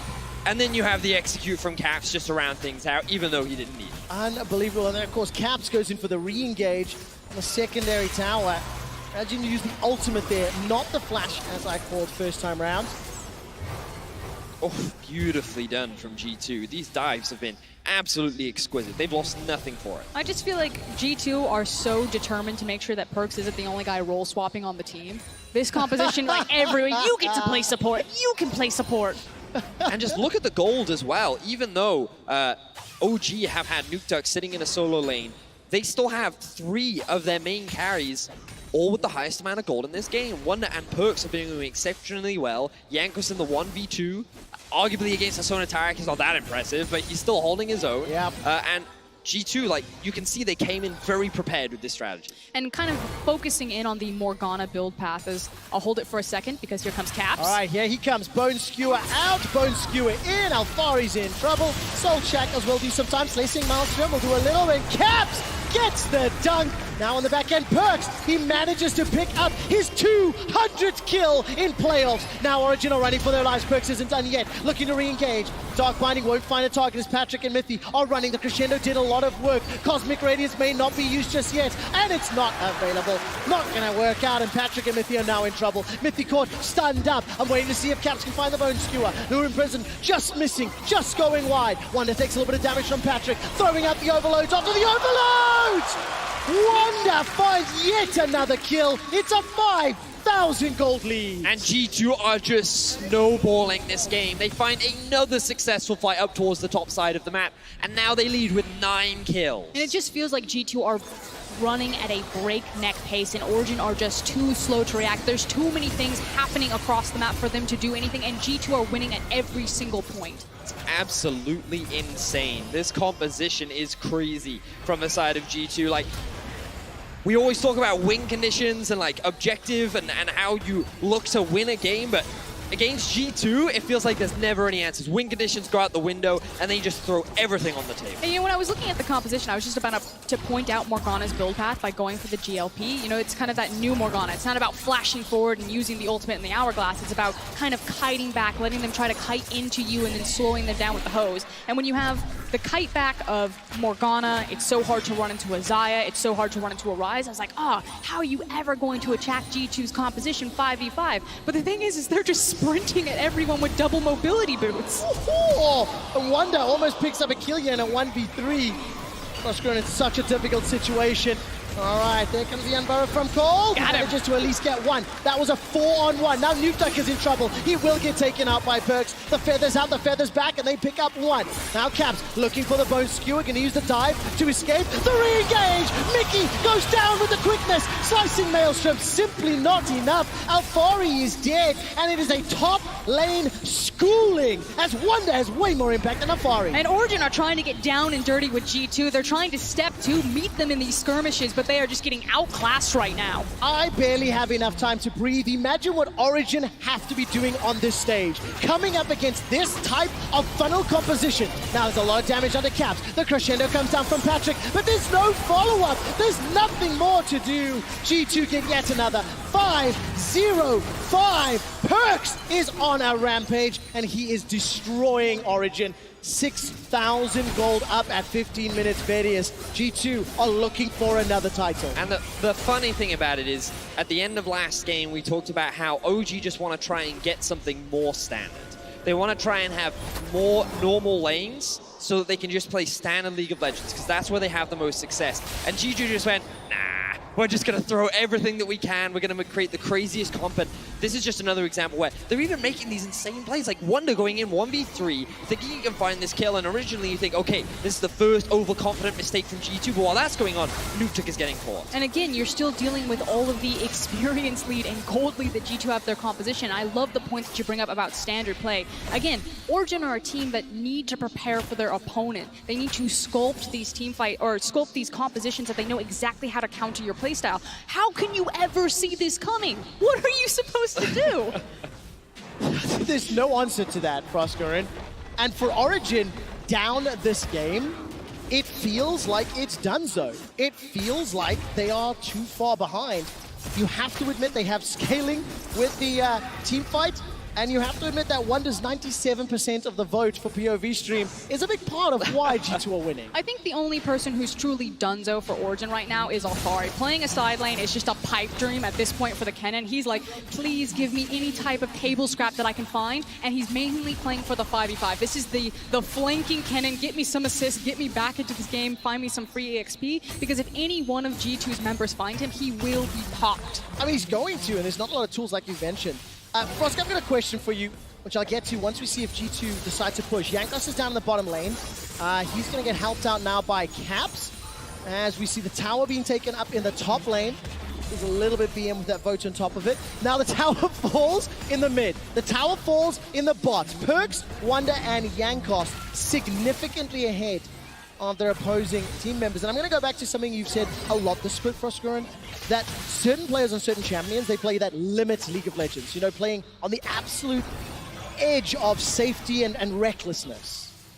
Yeah. Is G2 that as a team as well? Because they've got it individually on the champions, but when you see this, you know, Soda Taric in the previous game and now Funnel in this one, is it fair? I mean, the idea is that, and a lot of the players will throw down the term limit League of Legends. It's that you're playing to the champion to the maximum capacity, and any situation, you know, G2 look at a 50-50 situation, they say, no, we're the 51%. We will take it every single time because we are just better players than you, and continuously they prove that. I think what's just super impressive about G2 is the fact that they constantly come up with new things as well. You know, over in Caps, he senses it. His spidey senses are tingling. Oh Twin man, shadows. look at the ghost. Spooky ghost. Actually interrupt. But one of the things that impresses me so much is when we think about Griffin over in the LCK, in their filing against SKT, they brought out the Pantheon Talia bot lane, right? Something that showed up a couple times over in Korea, and they tried it, that innovation. Griffin was almost like the LCK equivalent to what we have here in G2. And the thing about G2 is, like, they never stop with their innovation either. They always come with something new, but somehow they always make it work. They find these creative ways of bringing out something interesting and dynamic and crazy, and yet still they make it work. And, like, the strange thing is, Origin isn't a bad team. We saw what they did to Fnatic yesterday. Yet G2 is making them look so weak in comparison. And, like, that just goes to show how strong G2 is a team. The delta between G2 and the rest of the field is gigantic, is what it feels like. Now, Origin, of course, they are down 80k. They have... Do not ask me how they bounce back, because I don't know. I'm not going to. I just don't know. Look, at the end of the day, this game is so much in G2's favor. 20 minutes, 8,000 gold lead, 13 kills to 3, 5 towers to 1. Like, the only advantage, they got an Infernal Drake. Like, that's it. That's simply not good enough to win this game.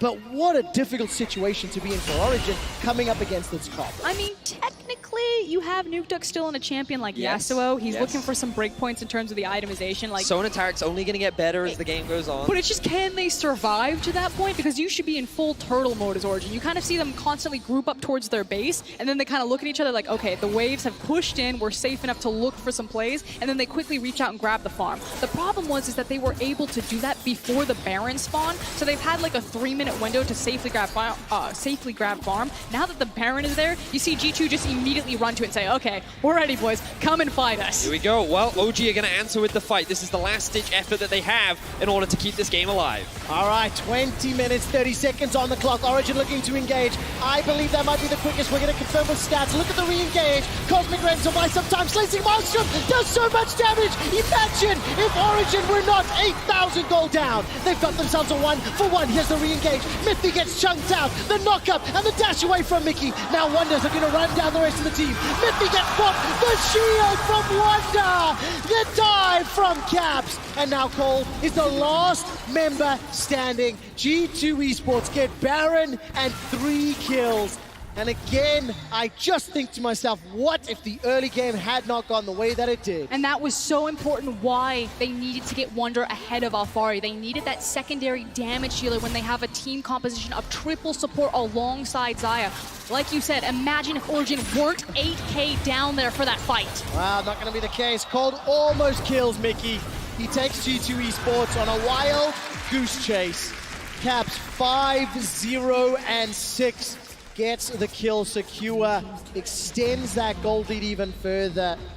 And Froskuren, the last-ditch efforts to get back in here, feels that's it. This should be G2 going 2-0. And honestly, that fight looked pretty promising for Origin at the start. It felt like the fact that G2 were locked in that pit, and then they used a lot of their mobility skills to actually split apart. And oh, this actually looks pretty good for Origin. Maybe they can really win this. But as you said, Frosk, the damage just wasn't quite there from the side of Origin. So good ultimate from Mithy, actually protects a lot of the members. Then a great ulti onto the backline from Alphari, and you think, okay, this is great. But Yanko's buying time with the Morgana against 4, and then they dive in, Mithy flashes in, but then this is where Caps and Wonder comes into fruition. He flashes onto the backline, he melts through them, Ryze surprisingly tanky, always catches people off guard, and then the rest of G2 can come to help support him and swing the fight into an eventual ace. And again, that mobility coming from Pyke, that he can just somersault back over the Baron pit. It's just so difficult, and it's, you know, it is beautiful to watch. G2 Esports now looking to finish out this game. They've got themselves pressure in multiple lanes. Wonder's down bottom, and the rest of the squad now looking to join in. But also think about the statement that this makes to the rest of the world as well. G2, they want to go to the international events. They want to compete around the world, and they're saying, we're ready to bring out everything in this final to secure it. I love that thought. What a statement. Hey, we're willing to play Funnel Comp if it makes sense. And of course, that is one of the benefits of winning this split. They will advance to MSI. G2 Esports have got themselves an inhibitor. They're halfway to another victory, maybe more if you actually think about it that way. 12K gold up, and Origin, they've got to be thinking and talking. How do we play against this comp? How do we handle Sonatarek? How do we go into the next draft? So step one, I think, for this game still, is that you are looking for that big wombo combo. You still did feel good that, okay, if we weren't so far behind, if we had just played the team fight slightly different, we did make a lot of ground there. So you need to clear out your jungle, you need to clear out these wards, and again, get to these farm lanes and try to turtle. But getting caught here, that would be devastating. Oh, here comes Wonder. Round Warp will come in, and Cole does go down. Former teammates killing one another. Okay, I tried to find the silver lining. Throw it out. You can't get away from these guys. They're too fast. That's it. G2's glass is full. Origins is empty. There is no silver lining here. G2 Esports. They're just going to dive them. They are going to dive. Cosmic Radiance is thrown down by Mithy. There's some sort of engage, but look how Alphari just gets Rune Prison in place. He simply cannot get past. The quickness used by Mickey in the dash in, the dash out. Now that's good damage from Nukeduck, but again, there's simply too much to fight through. There's the knock-up, knock-down, and it is simply too easy for G2 Esports. Now Patrick will be the last man standing before he gets aced by G2. And I have a quick stat for you. When G2 Esports ran Funnel Comps in summer of 2018, they went undefeated 5-0. In the finals of spring, they are looking to continue that streak 6-0. At 24.5 minutes, G2 Esports funnel their way to victory. What a convincing victory from G2 as they look to lead the series 2-0. Beautiful stuff from this G2 esports squad. The smile on Yankos' face. He was the POV stream, he played Morgana that game. G2 were impeccable. They also secured the quickest Baron of the spring splits. And it's just a stylistic mismatch here. It feels like G2 are just Origin's kryptonite, a team that is all about preparation, that is all about controlled, slow, methodical play. G2, they don't necessarily need these crazy creative picks. They have them, but they can also just be so crazy and creative and problem solve on the spot in a game. They are so hard to pin down. They can morph into any form that they need to be. So Betty, if you were to put yourself in Origin's shoes... Oh, great, let's do that. I mean, how do you respond to that? Because we already had the question of Tarek Sona coming into this series. Now G2 have thrown Pike, Morgana, Funnel into the equation as well. It was difficult enough already. Oh, I don't know. What do you ban in this game? Like, I mean, that's the thing. We were like, okay, Origin, they need to get cold on an agency jungler. You know, we love the Rek'Sai. He was undefeated on it. Boom, it's they like got Origin it. did everything that we wanted them to do, right? And it didn't matter. And if you guys are sitting at home, get your friends and family because who knows what the hell G2 are going to do next. Did they need the funnel comp to win this game? That's a question I'm going to ask them later, right? Because maybe this was their answer to Tarek Sona. I think it was. Did they do it That's to what I Flex? think Did it they do it was. to Star? Like, is this the souped-up version of Blitzcrank from yesterday? I mean, I legitimately think this is their answer to the Sona Tarek lane because the fact that you can't play around bot side of the map it means that you know where the jungler's going to be. I tell you what. Good luck, Shocks and Analyst Desk. Thank you very much. We've got this, okay? Guys, how sick is G2 esports right now? Holy moly. It is insane. Like, I'm already thinking ahead. I'm thinking MSI, I'm thinking G2 take it all because they are showing us some insane things. Yeah, me and Yamato literally looked at each other when they did that tower dive top lane when Caps roamed at level 3 or something. We're like, oh no, this team is actually just leagues ahead of everyone else we see here in Europe. And watching them, try to prove it here, finish it out, and then go on international, I just can't wait to see it. Yeah, so before we get there, let's, as Quickshot asked us so kindly, break down what was going on here. The picks and bans were absolutely bonkers. I want you to tell me the method behind the madness. What is going on? Well, starting it off, I actually think that G2 baited OG into picking the Sona Tarek. They first rotation Zyra Khan, which is not something we've seen a lot from them. And I think they were already planning like, hey, if they take the Sona Tarek, we're just leaving it up for them. We have this funnel strategy prepared to beat it. I think the biggest reason why the funnel strategy works so well against the Sona Tarek is because the Morgana can practically lane alone against the Sona Tarek.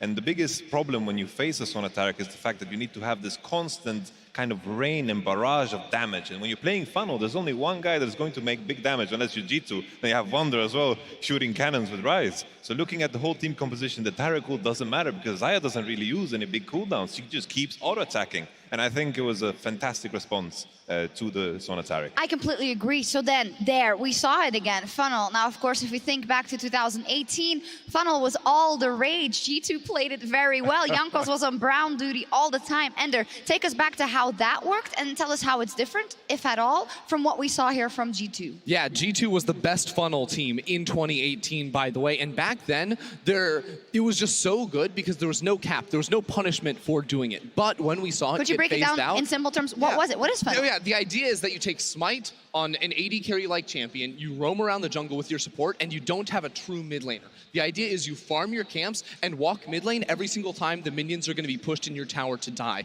What this does is it super feeds your AD carry. Your support that's walking around with them is going to be pretty low level, but your ADC is going to hit item breakpoints very, very quickly and try to steamroll the game off of major completions. And to take a trip down memory lane, the counter always to Funnel was to pressure the side lanes. That's why the Sona Tarek is so weak. You don't pressure anything there. And at the same time, the approach you can take is to win the 2v2 in the mid lane, which you tried early, and it didn't pay off. And if you fall behind against the Funnel, you don't get back because they're just farming more than you, and all that money is on one person. So if I'm correct here, you were of course on the balance team as well, the playtest team rather, and there were active steps taken to avoid this funnel strategy from working. Right. What were those, and how is it that G2 can just play it here today? Yeah, so back in the middle of the summer split, it was introduced. It was called the Monster Hunter debuff, which basically meant back in the day, if you had the highest minion score on your team with a jungle item, you were going to get 10 less gold per lane minion that you killed.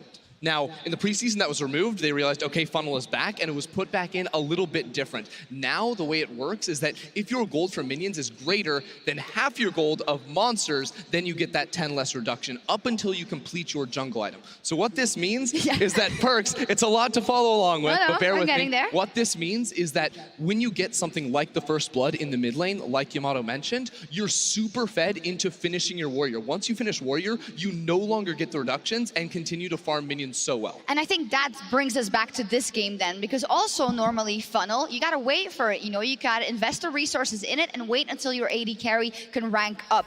This wasn't the case because G2 got into fights, they got kills, and it could just funnel so much better. This gives me flashbacks. This gives me flashbacks to scrimming when funnel was the thing. It was always if the funnel gets ahead, all of a sudden the game is so rough because it just pressured the whole map.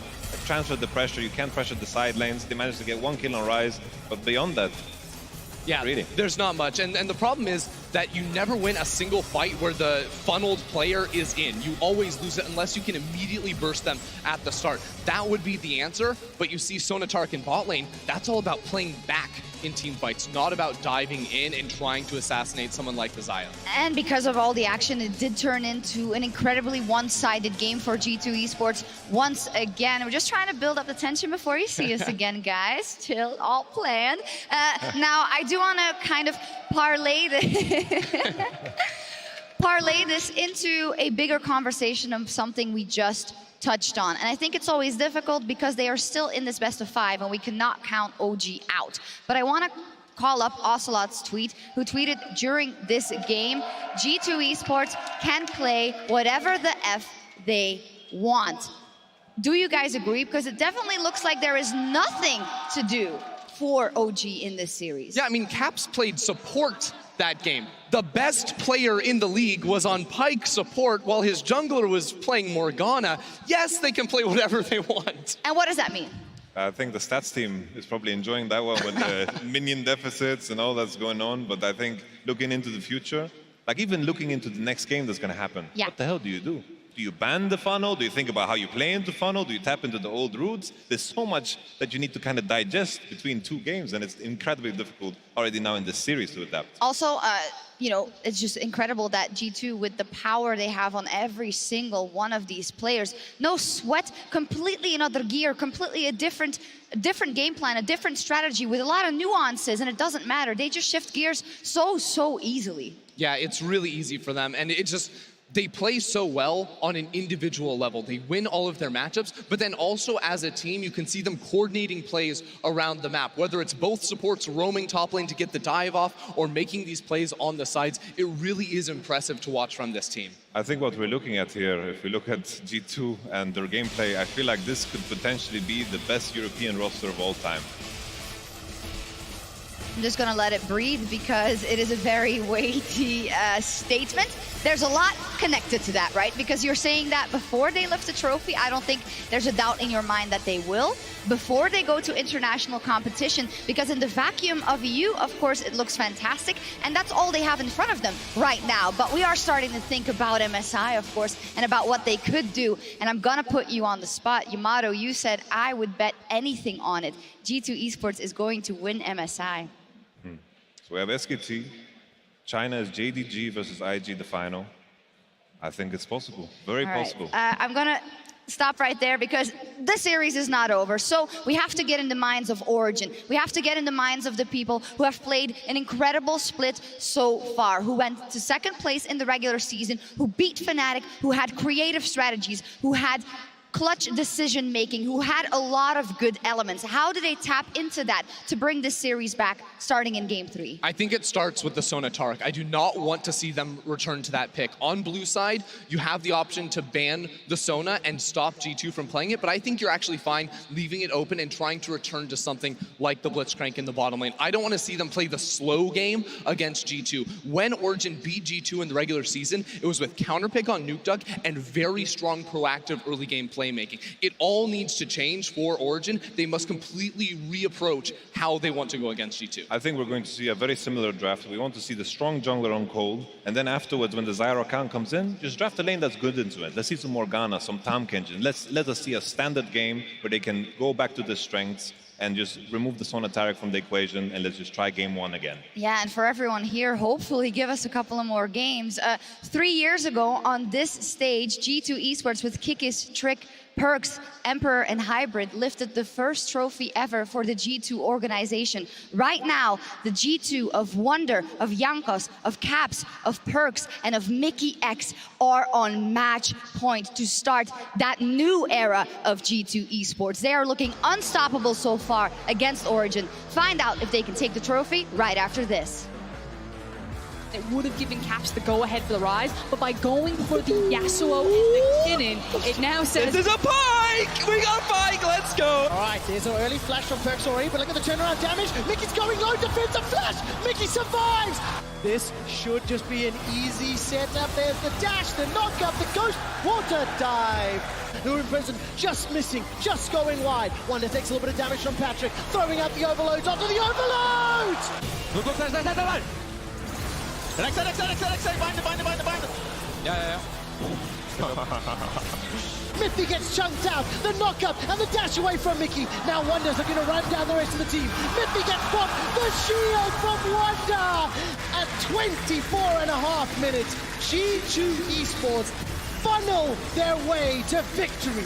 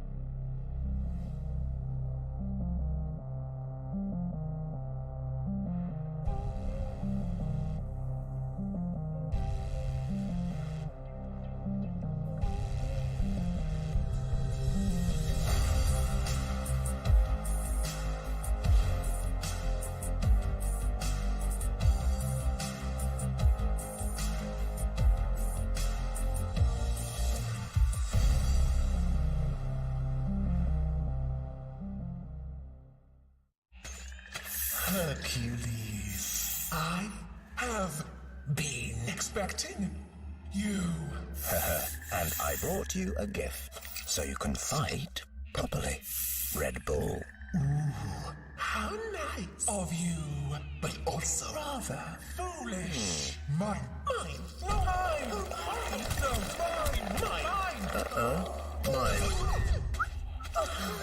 Red Bull gives you wings.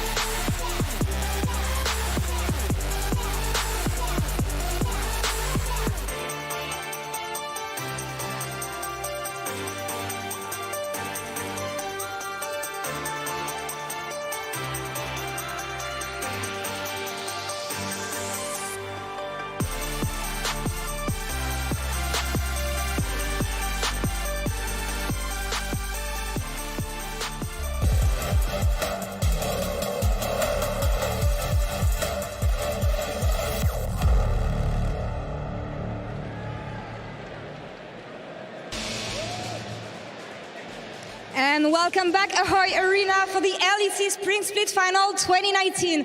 I am standing with Ocelot this time. What a crazy game, pure madness. I mean, Fionel is back, Cap was playing Pike. It's not about winning for you guys, it's about putting a show, right?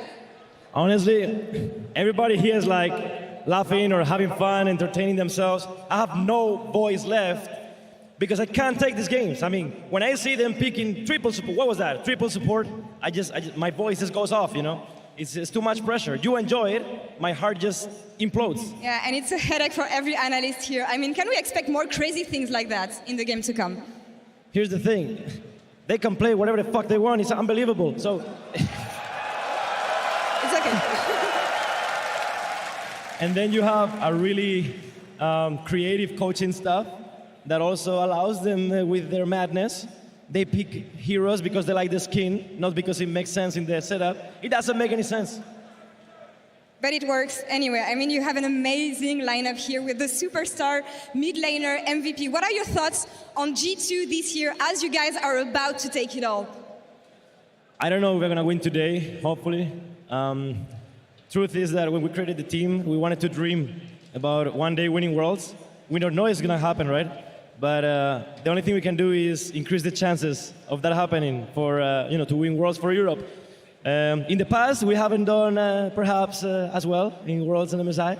Nice memories there. But it's our intention to redeem and eventually bring the cup home. So this team was created with that purpose. Yeah, and I'm really happy for you guys. I mean, listening to the crowd today, so many people cheering for you. It's amazing. Give them a shout out, come on. That was amazing, really. It's heartwarming to see all the players working so hard, and all these people cheering for them. It really warms my heart. And I actually wanted to say something for the fans as well, because now that this is such a beautiful moment, this is the jersey that all these players are playing with. If you want it, g2esports.com/shop.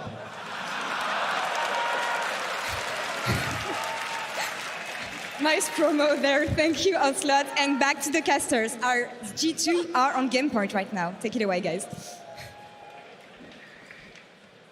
Let me see. What was that URL? So can someone help me sell out again? G2. Thank you very much, Carlos. Congratulations, G2. You are 2-0 up, one Nexus away from securing the 5th championship for G2 Esports after failing to pick up one last year. This is where the G2 dynasty began. Yes, it is. And this is where it may be born anew. And last time these two teams played up against each other, it was 3-1. Origin, they were not the same Origin that made it to the semifinals at Worlds, but they were still a strong team. It still had the Sven Mithy bot lane, and this is where I turn my eyes back to those legacy players. This is where I look at the likes of people like Mithy, like Nukeduck, those historic veterans, to keep their mental in check and to be the big carries to at the very least bring OG back into this series. And while we are looking at the Origin side, this is not a scenario. We've seen some global best of fives where it felt like one team was just choking, one team just collapsed underneath the pressure. This Origin still looks very strong, but like you said, Trevor, it's just that gap between a strong team and what G2 is. They make you look like you are nothing. And so Origin are gonna have to pull out all of the stops if they want to contest and stand even a chance here at bringing us to game 4. Oh yeah, they certainly are. Now the bans are staying relatively similar. In game 2, we saw exactly the same thing from Origin. Now remember last week, when they played up against G2, they said, you know what, we can just do our draft again, and this time we just need to change the execution, and we'll be better. We'll do it better. And they lost game 3 faster than they lost game 2. This time round, they have kept the bans the same. The question is, will they keep the picks the same? I would expect a Rek'Sai priority pick. I do want to point out the Sona adaptation here, which is curious because G2 already shown that if you give away the Sona Taric, that they know how they want to play against it. But maybe it's a one-time thing, so that if it works because it catches you off guard, but if you know how to play against it, maybe it isn't as effective. So I like the fact that G2 is showing that respect. Or maybe G2 just want to flex even harder. Maybe. Well, take a look at the round 1 picks here. Rise and Jarvan secured. If this Jarvan lands up in Wonder's hands, he is undefeated, 3 games played, 8-2-25. Big changes already in the draft, so let's see how Origin decide to continue this because the pressure is on Origin. They have to make the big changes to cause the change in the series. And there it is. Okay, we talked about the Sona ban. One of the bans that did slip through, 100% ban record against Origin was that Draven. And now that it is open, you immediately see Patrick grab hold of it. This is a champion that he is known for, that he is feared for. So Origin, we wanted them to pull out the stops. We wanted them to find comfort picks. They have got exactly what they want in their first 3 picks of this draft. Come on, Quickshot, you got to hit us with the stats. This is your area of expertise. Draven for Origin. On Draven, 3 games played, 2 wins, 1 loss. I didn't jump into the excitedness because it's not quite as flashy as the undefeated. But do you want to know how many kills he's got? It's Tell me. 10. It's 10 kills. The man likes to play aggressive, and the fact that they have this strong Galio Draven bot lane means that they can make a lot of plays towards the bot side of the map. And this is very good for Origin. Something that Frosk and I felt very strongly coming into this series was you can't afford to have a losing 2 versus 2 against the likes of G2 because they will exploit it. And the fact that G2 lock in Tom Kench means that this is probably the most standard draft we're going to get this series. And that's what we wanted to see. You know, Origin seem to excel when they just play standard League of Legends, when they get to control tempo. So finally, we don't have, you know, a Sona and Tarek in the game, or we don't have a crazy funnel composition. This should be the best case scenario, the best leverage playing field for Origin to actually make a statement. Well, let's see what Alfari can do to turn this around. 2 games in a row, he's been bullied by Wonder. You can see Kennen already taken off the table there. If Wonder's going to be taking that rise in the top lane, Gangplank taken away as well. There's still some options here to flex. And for Origin, they're still looking for their solo lanes. But Alfari's still going to be put in a position, pending on what this pick is from G2, where he's going to have to blind pick, or probably blind pick his matchup, because again, the flex potential from G2's champion pools. Now I'm looking at what else Origin could look to ban away. Interestingly, they banned away the LeBlanc again. This suggests that they're expecting the Rise to be up towards the top side of the map. Vladimir is a champion that we see no priority on. Oh, look, it's Nico. Oh, That's a Nico bot lane. That's a Nico bot lane. Could it go mid? I mean, it could, of course. My expectation is that when you pair it up with a Taric, it's like one of those very safe lanes where you can look to be very aggressive, and in the event of a gank, you have that safety and survivability. I'm sure everyone's been seeing attack speed Nico just absolutely dominate their games. We did try to, you know, pull some strength out of it, but it still feels like it went from incredibly oppressive to still pretty good. All right, now the response though, Aatrox and Akali. This is a very big departure and change from Origin's team composition. What do you make of it, Frost? I mean, it felt like, again, you had to blind pick. You don't exactly know where everything is sliding. The fact that we're having this discussion, is it Nico bot lane? Is it Nico mid lane? Where is this Rise going? Maybe it's Jarvan. So I feel like Origin were just kind of hedging their bets. Grab Akali and Aatrox that can be flexed between both Nuke Duck and Alfari, and let's figure out where we want to slot our tools. So of course G2 would round out their draft with a Jace. Why wouldn't they? Why not triple flex in Game 3, where you're 1 game away from securing the championship? It's a quadriflex. G2 are demonstrating what they have been so good at throughout the entirety of the split, which is their flex picks. And many teams said that, oh, you don't have that many flex picks left. With all the changes, with so many nerfs to things like Akali and Aurelia, your options are now more limited, you're more exposed, teams can beat you. But they come into playoffs, they come in prepared, and look, we still see them swapping around. 20 seconds is about to lock in. That's when they have to lock in those positions, and we will see the Nico in the bot lane going up against the Draven, and the Jace in the mid against the Kali. I want to step back and I want to look at how these 2 compositions meet head to head. I understand the OG comp. I'm interested in the G2 comp, but if it's the attack speed Nico, it's just swapping out that AD. Frostwall, Vedius, what do you make of the 5v5s? So I really want to talk about G2's comp, and less about the 5v5 and more about their ability to split the map up. Notice how they're running the Tahm Kench. What we're likely going to see is Caps in one lane, Wonder in the other, and Mickey just bringing perks to these side lanes to look for picks, look for plays. Their ability to split up the map and arguably play the best style that G2 has refined is 1-3-1 and creating chaos literally everywhere. And of course, if you actually want to watch how that plays out, twitch.tv/RiotGames2 Wonder won the fan vote by a landslide. And of course, he will be using Rise on that side lane once again. He had a phenomenal performance in Game 2, and Frosker, and he has had Alfari's number all day long. But Alfari does get a chance to kind of slap back with the Aatrox. I'm glad that you brought up the 1-3-1, the ability to split the map from G2, because Origin also have the tools to do that, and they're also a team that love to split up the map. But the goals that they do it are very different across from G2. They like to play the pressure and the objective game versus the collapse skirmish game. All right, we'll see which one's going to come out on top. Ladies and gentlemen, in the Ahoy Arena, put your hands together. What could be the final game of the night? G2 Esports leads the series 2-0. And hoop, Holland, hoop! Look at that flag on the rift. So, as we dive into this game, the first thing I actually want to draw people's attention to is Perks' summoner spells. He is going for the Comet. He also has a Doran's Ring in his inventory, which means it looks like we're going to be seeing an AP Nico in the bot lane for Oscar. And I know over in the LPL, this was something they were actually a big proponent of.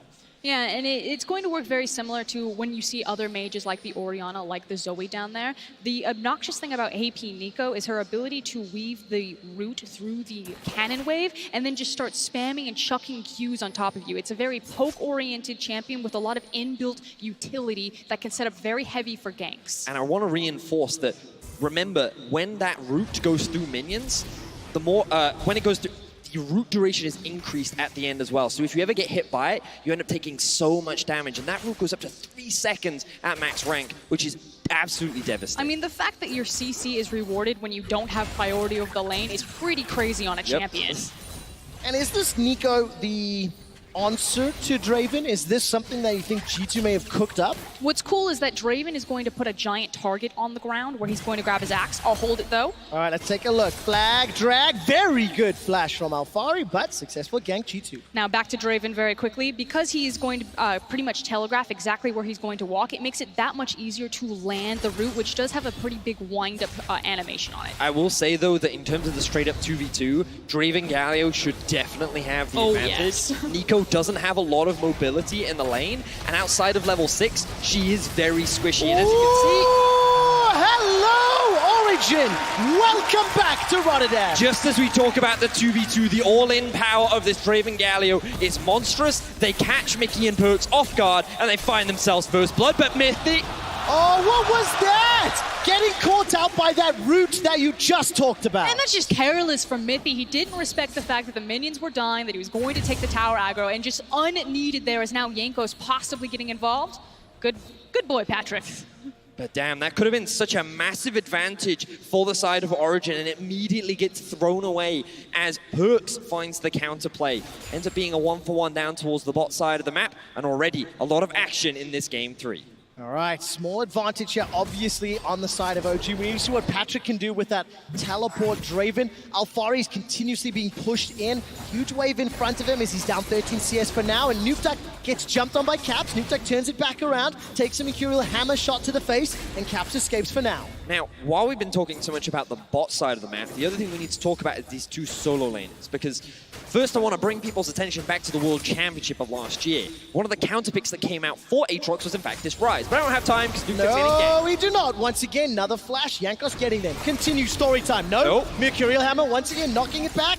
If the accelerated shock blast comes down, maybe, but just not enough damage yet. So, the reason why I wanted to mention this was because this is actually a pretty advantageous matchup towards the top side, and it was something that G2 drafted early on, so they could flex it wherever they got the best matchup. They then saved the Jace pick for the end, and this is also considered a pretty good matchup into the Akali. I think it was popularized by Rookie as well over in the LPL, and it's something that you can just itemize early magic resistance. The Q can hit you even though you're in the fog of war. You can knock the Akali back and keep her at arm's length, and during the laning phase, you can just constantly harass her. So G2 actually have winning side lanes, and they have Jankos on this Jarvan just constantly ganking in the early game. And it's a really unfortunate wave positioning as well for Nukeduck, which is why he's forced to pull Cold over here. They need to get this wave under the tower and reset him, because Caps is just going to continue to abuse this matchup like this. It's finally starting to push back in his favor.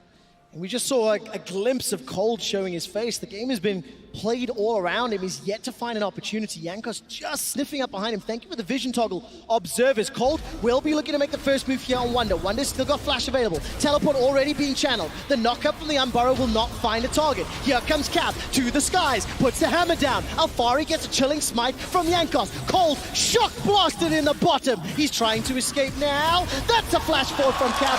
1-2 kills to G2. And it's the confidence of G2 to recognize when they can split apart. You know, they didn't overcommit one way and let both kills get away or just take one. They managed to kill both people because they recognize, Jankos, you got that? Perfect, we've got this guy.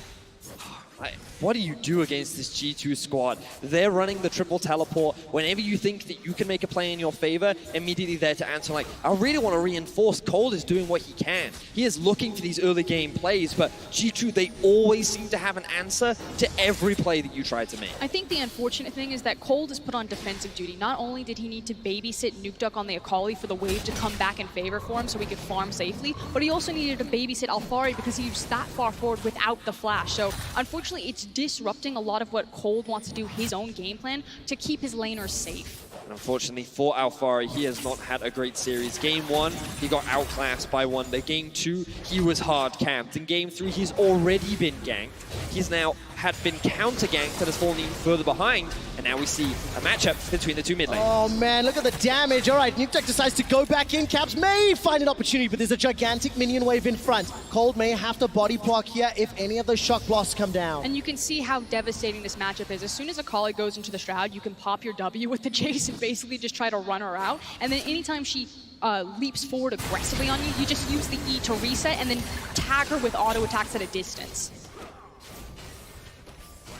We catch a glimpse of Perks and Mickey down the bottom lane as Caps once again. He's jumping onto Nuke Duck. It's a small CS advantage. He's got himself that Hex Drink as Alphari gets caught out by the overload. G2 Esports 1,000 gold up at 6 minutes. 3 kills to 1. And it just feels like everything they touch turns to gold. Yeah.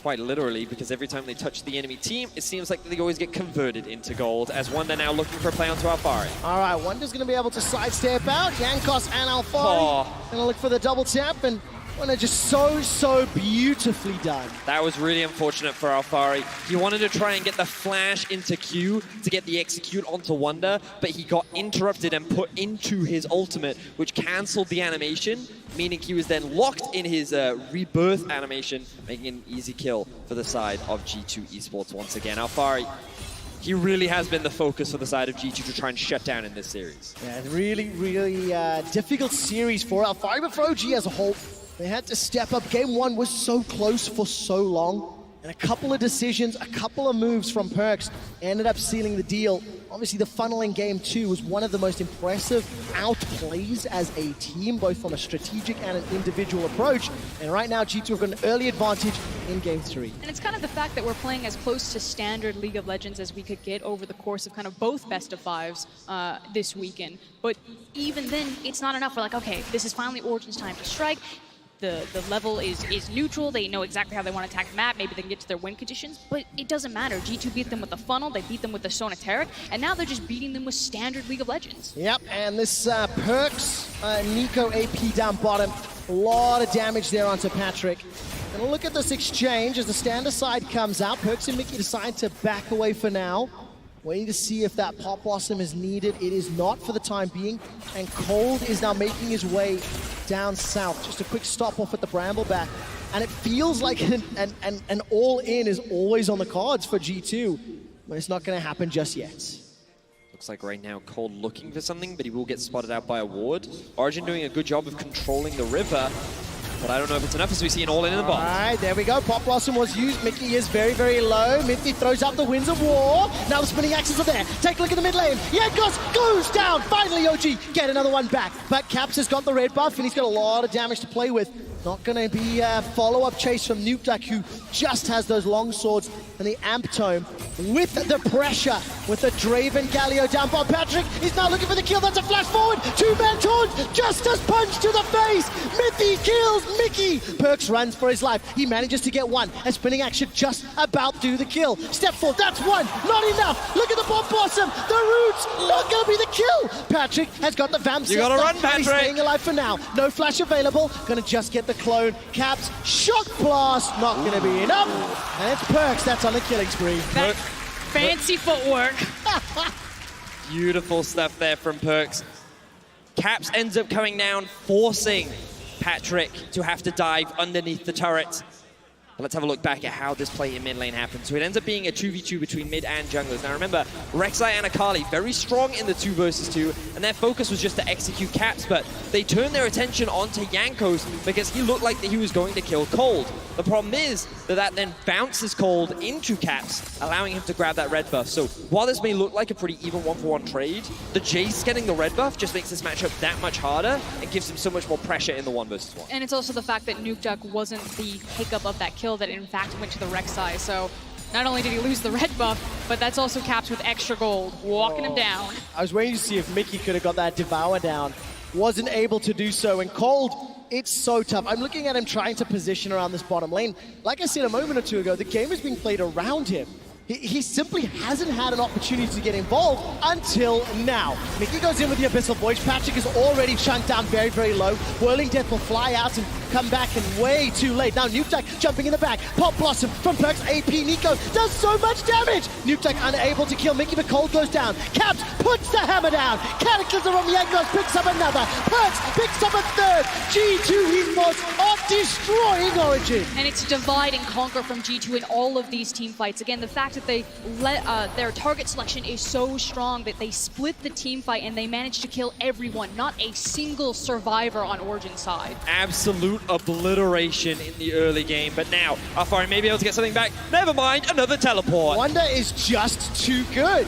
He sidesteps everything, finishes the round warp, and I'm half expecting Caps to get the kill. Not gonna find it just yet. The G2 are just they're in another league, and they are simply destroying Origin. This replay brought to you by Alienware. So the collapse comes in with the Mickey's ultimate, and you think, okay, this is actually fine for Origin because they have the TP coming in, but Patrick dies so quickly, and then the fight gets split up. So notice how Nico can just keep Nukeduck locked up, even though he's stuck in his shroud. A great stopwatch from Mickey means that they're able to get the 2v1 against Nukeduck. Meanwhile, a 2v2 is happening underneath the tower that Caps and Jankos is just ripping through, and they end up walking away with 4 kills for 0. And then a second later, Caps is teleporting up into the top lane, and it's a 2v1 for Alfari. There is no room for Origin to breathe. No, there absolutely is not. And while G2 are not killing Origin members yet, I'm gonna take a quick opportunity to remind everybody of just how many titles Perks has managed to accrue over the course of his career. 4 times winner of Europe. If he wins today, which is looking very likely, he will equal Soaz and Yellowstar, the most winningest players in Europe.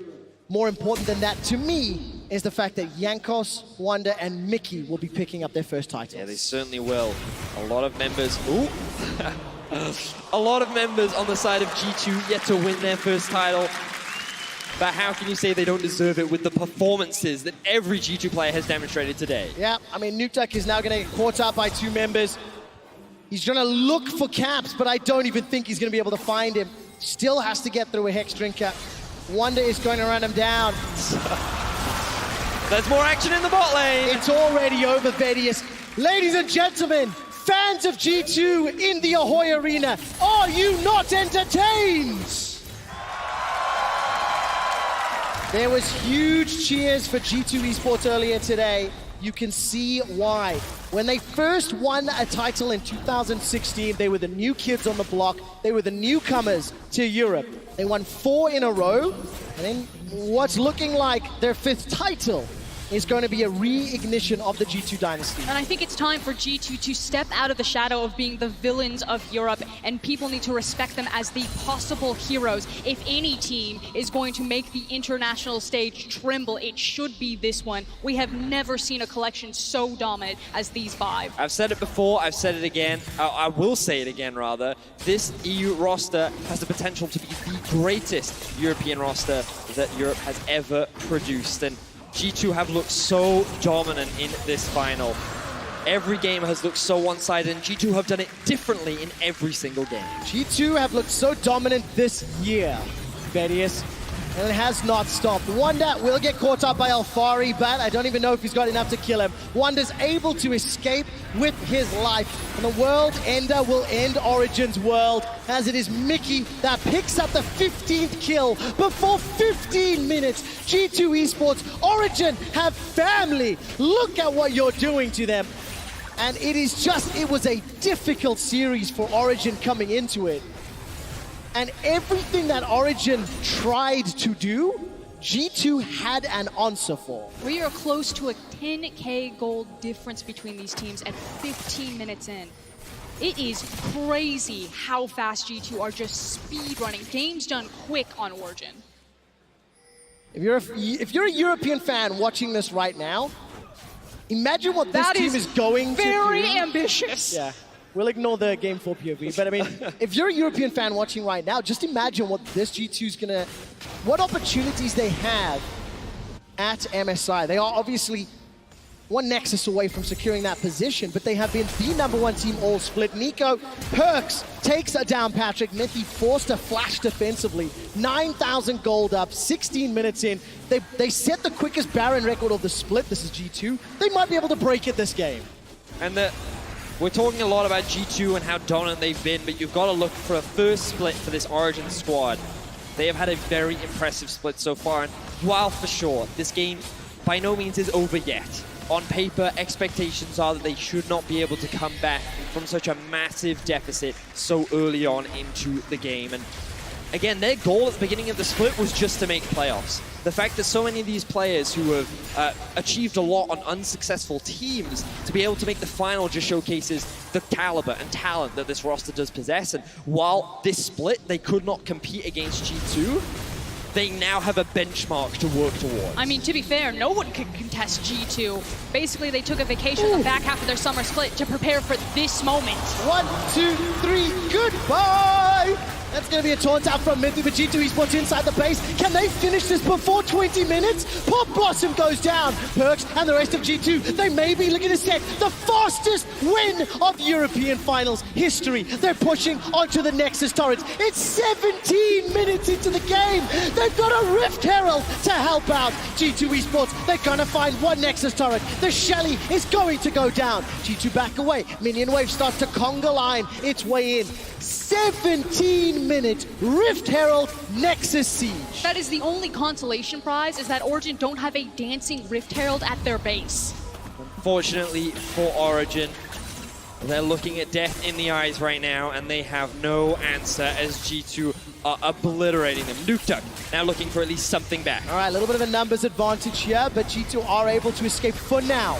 Nukeduck dashes forward. Void Rush from Cold comes out. Devour buys some time. But look at the damage out.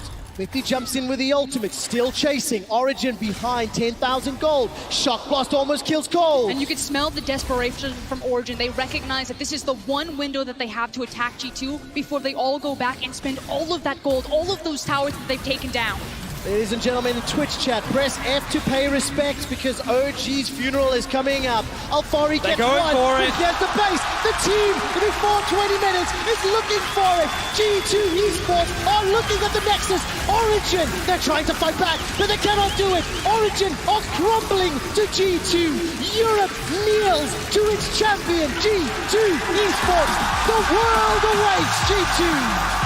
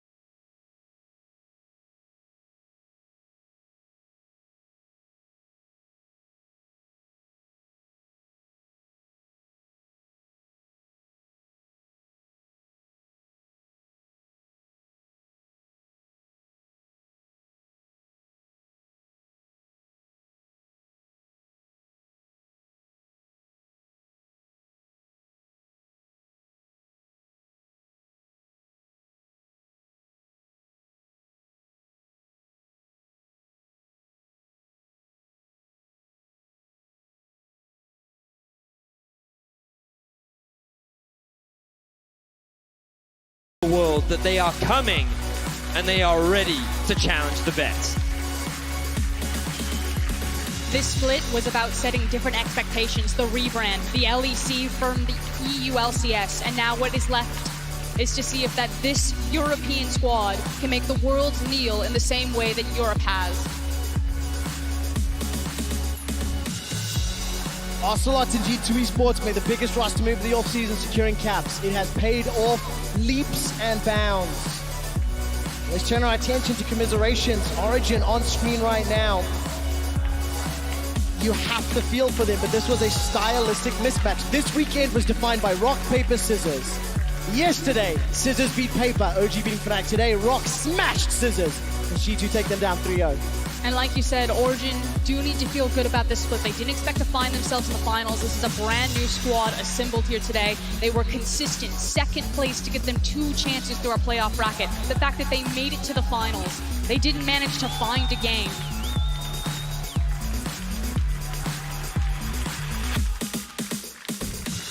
Is this the beginning of another dynasty? How long will the reign last? That's a good question. Fnatic have won 7 of 13 titles. G2 have won 5 of 13. And it's going to be so difficult to see how you catch up to this team. G2 Esports thanking all of the fans that have come out here to Rotterdam as they head to their prize.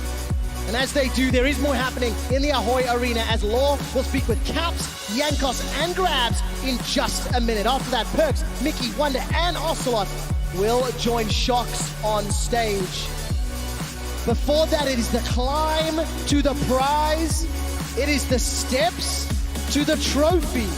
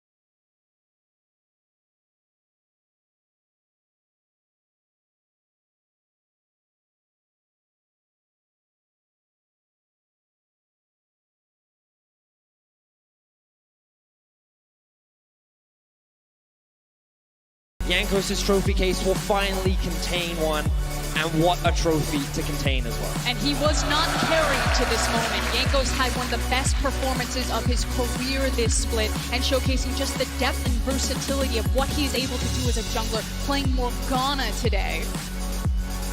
Huge credit to the support staff and coaching staff behind G2. Imagine being in their ready room. Imagine hearing those players go, we're gonna funnel Pike on final stage. Imagine saying, can you do better than 25 minutes? And G2 saying, yeah, I'll give you 18. And now Ocelot building this roster, taking the gamble. He celebrates his moment in the glory as well. You know, and that's what it was. This roster was a risk. When we saw it at the beginning of the split, one of the biggest questions was, could Perks compete with the best in that position? Could this roster, this mishmash of talent, really compete? And they just proved to the world that not only can they compete, they can dominate. This roster is a celebration of League of Legends. They play the game the way my solo queue feels. It is with passion. It is with celebration. Ahoy Rotterdam! It is G2 Esports!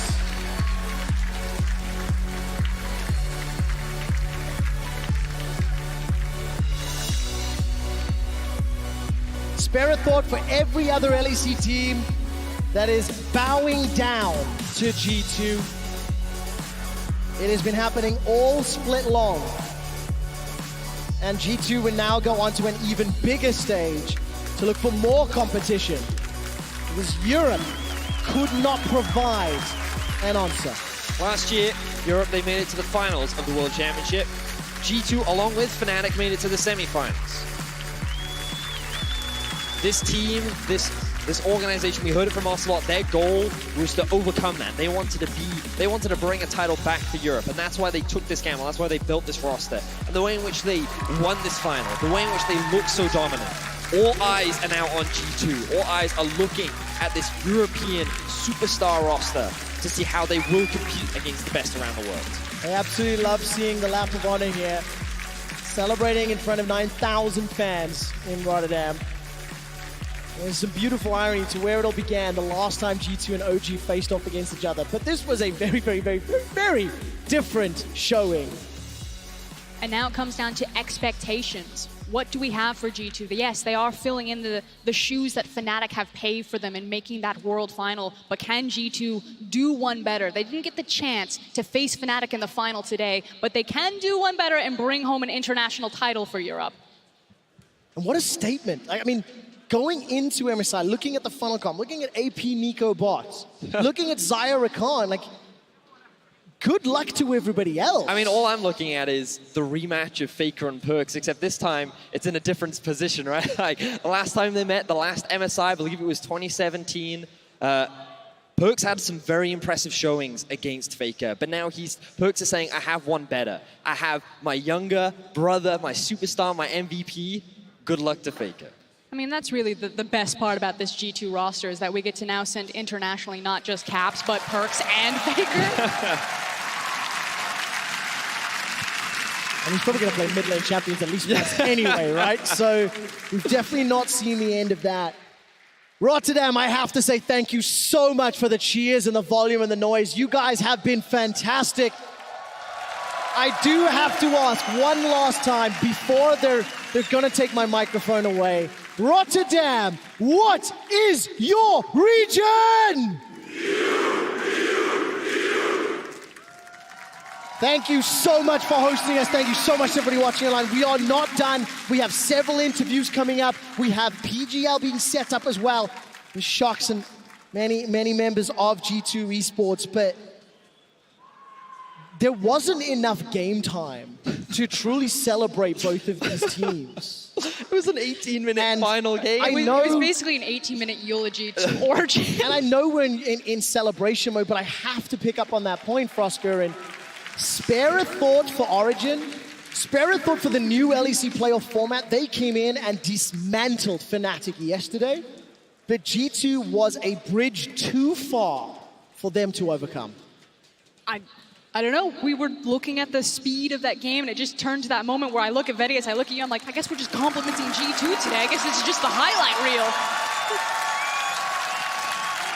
G2 doing their lap of honor around this fantastic crowd in the Ahoy Arena. The smiles on their faces. And also, Perks now starting to build his goal. He wants to be one of the greatest players in in League of Legends history. And he's won titles in the mid lane. He's now won his first titles as an AD carry. And now he looks on to bigger and brighter things. This man, he has goals, and he is well on his way to achieving.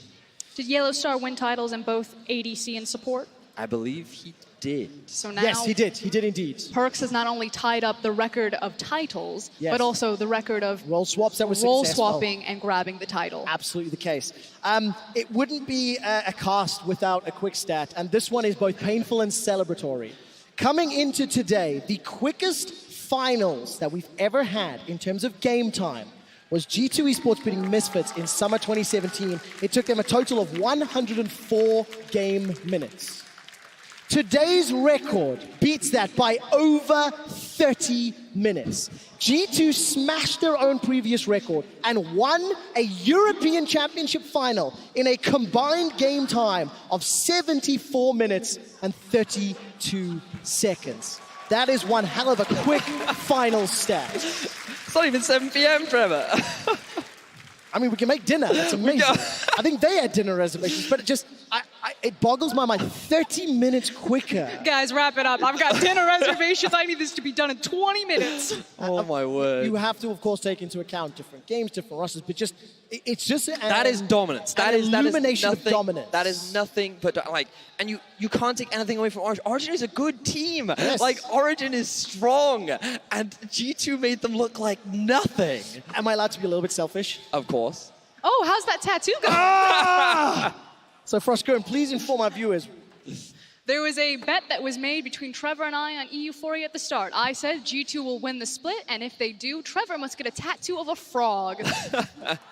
I'm thinking right here. No, it will not. It will not be. I am a man of my word. I will get the tattoo in the summer split. We will record it. I just need to figure out which got different problems. To get more insight on G2's win, Law is ready with 3 of the players. Thank you very much, guys, and thank you all for joining me on stage. Congratulations on winning the first LEC final. Give it all, guys, one more time.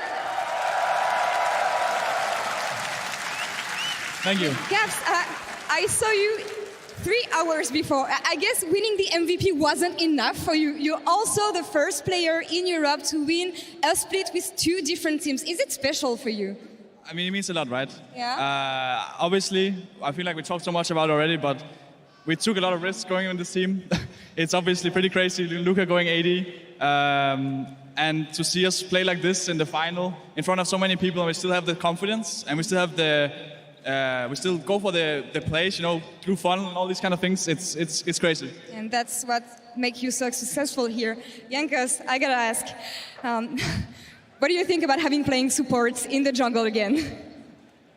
What do you think about having to play supports in the jungle again? Nice memories, I guess. Honestly, I mean, my team is really good, right? So I just picked Morgana, wave cleared bot lane, and it was really boring, but we won, so I'm happy.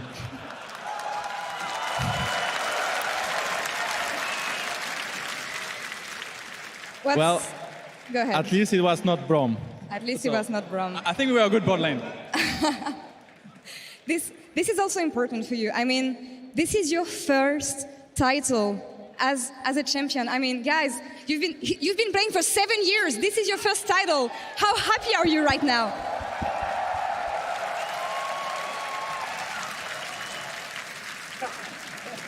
I think I was really calm in game by the end of game 3 because I knew that we will win. So right now I'm actually done. I'm not very emotional. I'm just very happy that we won, I guess.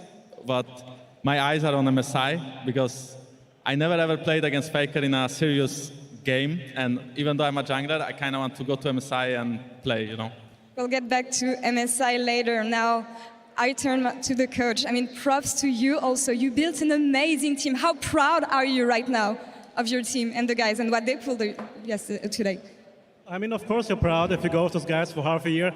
They're really annoying, but in the end it worked out. So I'm happy, but at the same time, 4 more weeks, especially with Caps and Jankos, could be a bit rough on my nerves. But of course, such a final is amazing. Can you talk me through what happened in game 2, please? Because nobody was expecting a draft like that. Can you talk me through what happened in game 2? Because nobody was expecting a draft like that. I mean, in game 2, basically, we went into the game and said, okay, Stoner Turret is a thing. It's really annoying. What else is annoying? So funnel. And we had experience from last year, and so we just out-annoyed them. And it's a headache for every analyst out there. I was hearing backstage that G2 may be the best team Europe has seen ever. Do you agree, Caps? Well, I mean, we're gonna have to prove that at MSI, right? So I think we definitely have the potential, but I don't want to get ahead of ourselves, right? Mm-hmm. We still have a lot of teams to beat. Faker is also there, so gonna have to win some games first. Yeah, you'll be playing against the likes of Team Liquid, T1 you mentioned.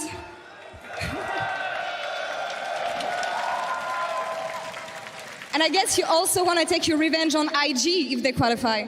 Yeah, so I'm a bit mixed, right? Because I kind of want IG to win, but then again, then my dream doesn't go through, so I'm a bit split, honestly, in the JG-IG series. Jankos, what are your thoughts on the teams that already qualified to MSI? I mean, like I mentioned before, I can't wait to play SKT. Except for that, either it's IG or JG, which are two very good teams as well. So I mean, we'll just practice. We'll go for Korean bootcamp and we'll just try to do our best. There's also NA. Oh, well, I guess that's kind of irrelevant. I guess You heard it first here. No vacation before MSI this time, please. So what are you guys going to do? Prepare in Korea? Yeah, the plan is to go for Korea for 2 weeks, I believe, and from there we go to Vietnam. And hopefully we can learn a lot because, of course, every team there will be really good. And we still have things to work on, so we're really happy going there. Well, I wish you good luck on that, and I'm really looking forward to see you in MSI. Guys, one more time for G2 Esports.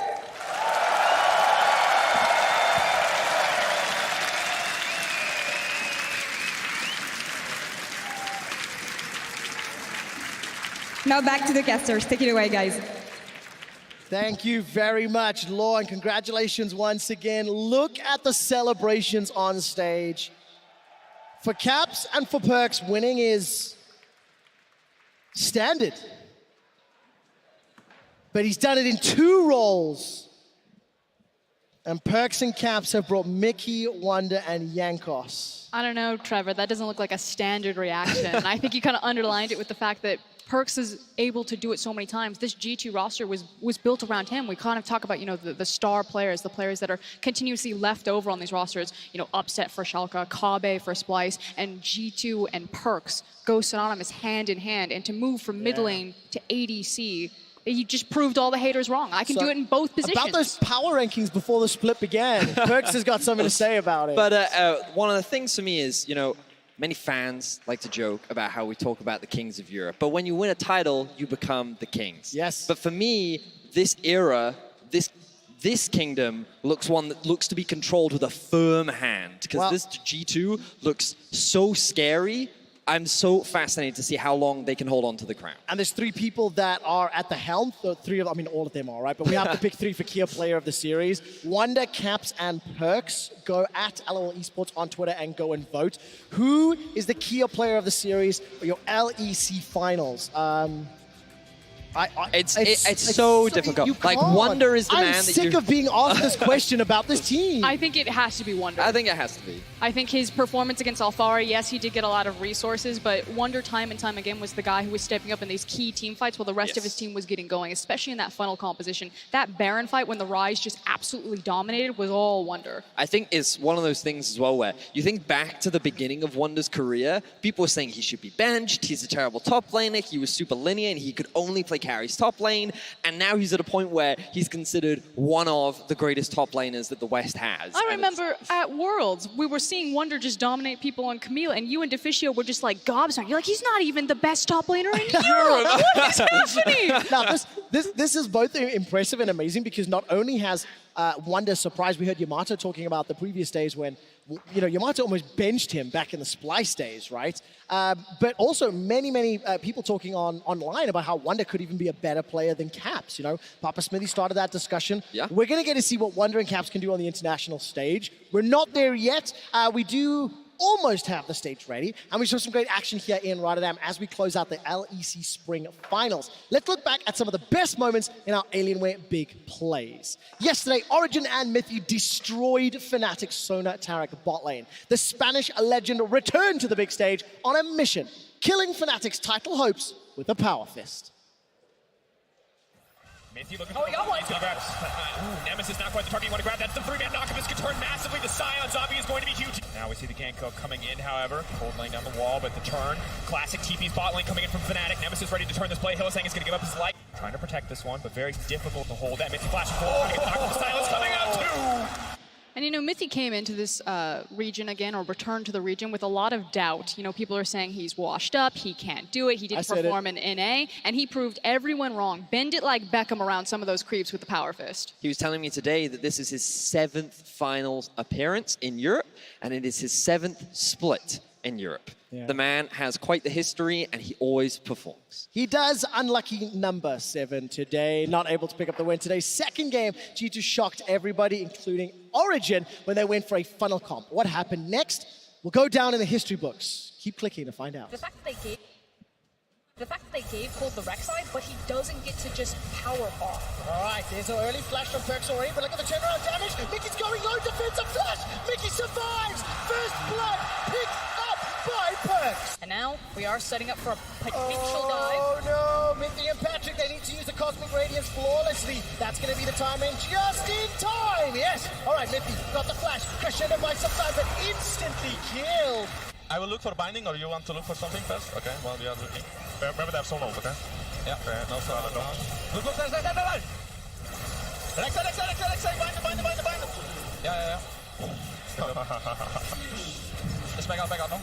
I believe that might be the quickest. We're going to confirm with stats. Look at the re-engage. Cosmic Rain to buy sometimes. Slicing Monster does so much damage. Imagine if Origin were not 8,000 gold down. They've got themselves a 1-for-1. Here's the re-engage. Mithy gets chunked out. The knock-up and the dash away from Mickey. Now Wonder's looking to run down the rest of the team. Mithy gets popped. The shield from Wonder. The dive from Caps.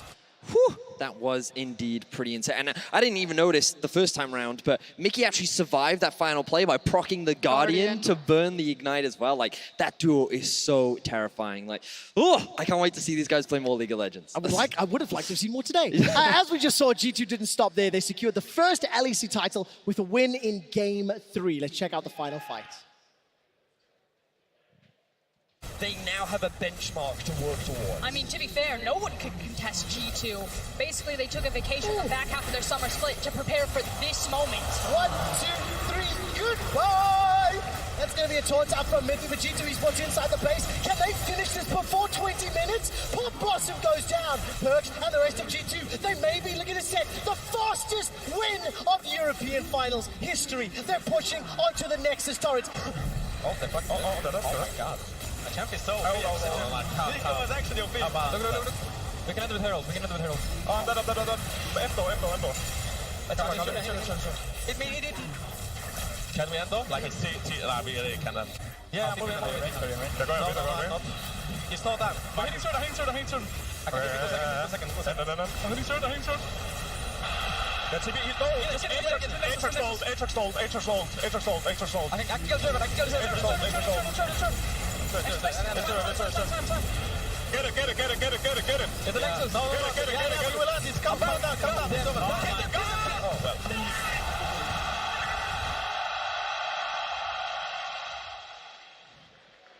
I don't know if Nico is OP or G2 are just OP. The easy answer, G2 are OP. Damn, those Anything comms they as well. play. Those I can't believe comms. it's 16 minutes 50 on the clock. They're going end. What you guys are seeing on your screen right now is the engraver currently putting the player names onto the trophy. The first ever LEC split concludes, and the players will have their names and the team immortalized for all time. Very cool stuff. G2 starting off a new potential dynasty, hit with the LEC, and what a way to do it. Quickest final series in European history by 30 minutes. Total game time, 74 minutes and 32 seconds. They beat their own record when G2 smashed Misfits 3-0 in summer of 2017. By what, 30? Over 30 minutes? Over 30. The previous record was 104, and they dropped it to 74. So it's a couple seconds change. Wow. But anyways, pretty crazy. Frosco and Vedius, thank you so much for joining me on this very short evening's work. Let's head down on stage where Sharks is ready with some of the LEC Spring Champions.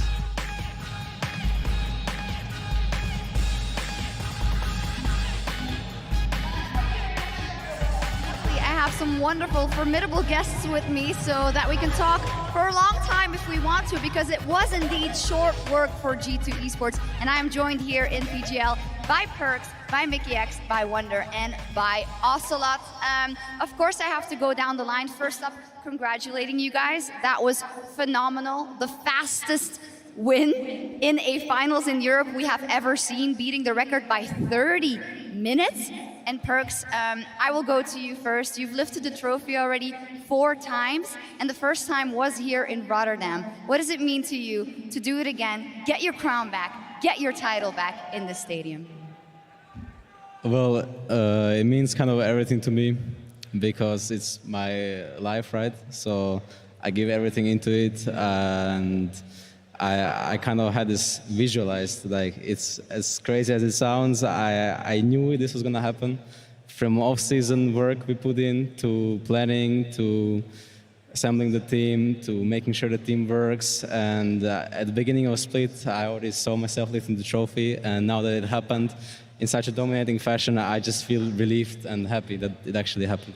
You talk a lot in team perspective. I love that. You know, you talk about the project, the team, and everyone around you, but we know there was a personal mission here for you today as well, of course, as AD carry, because 4 times you lifted it as a mid laner, and now you wanted to prove to everyone that you could just do it as well as an AD carry. How happy are you with that fact? Well, I'm pretty happy that I can win on 2 roles, but today I didn't even get to play my role. I mean, I played final one game Sona Taric. Thank you, Riot. And one game I played Nico. We've been saving it for a playoff. And we were saving it for a very long time. So, yeah, I mean, I'm just super happy that I win. And doesn't really matter what role. I just want to win, yeah. Yeah, fantastic. Well, hopefully we'll see you play some more actual marksman as the time goes on. Mickey X, tell me what it means to you to win your first title. I know it's not been easy this year, of course, so far with your injury, but it must feel amazing that when it mattered most for your team, you played out of your mind. I mean, it still doesn't really sink in because it was really fast. I expected it to be more of a struggle because when I joined the LCS, like 3 years ago, I got to the final in my first split. So I thought from there on it could only go better. But yeah, it took some time. It did take some time. Can you speak to me about that? Because indeed, in the beginning, you got to the final in your first split, and then you probably thought, well, hey, this is just the way it's going to be. How hard was it actually to get to that level where you could lift the trophy? Well, I'm not sure. I guess all it took was to hurt my hands, both of my hands, so then, yeah, now I could finally do it, but I can't lift the trophy, so. But luckily, I have a good team that could help me lift it. Always funny enough. Wonder, a huge congratulations. You've played just out of your mind for a very, very long time now. I know for you specifically that your family has come to, I think, every single game you've ever played, or I've seen them definitely a lot.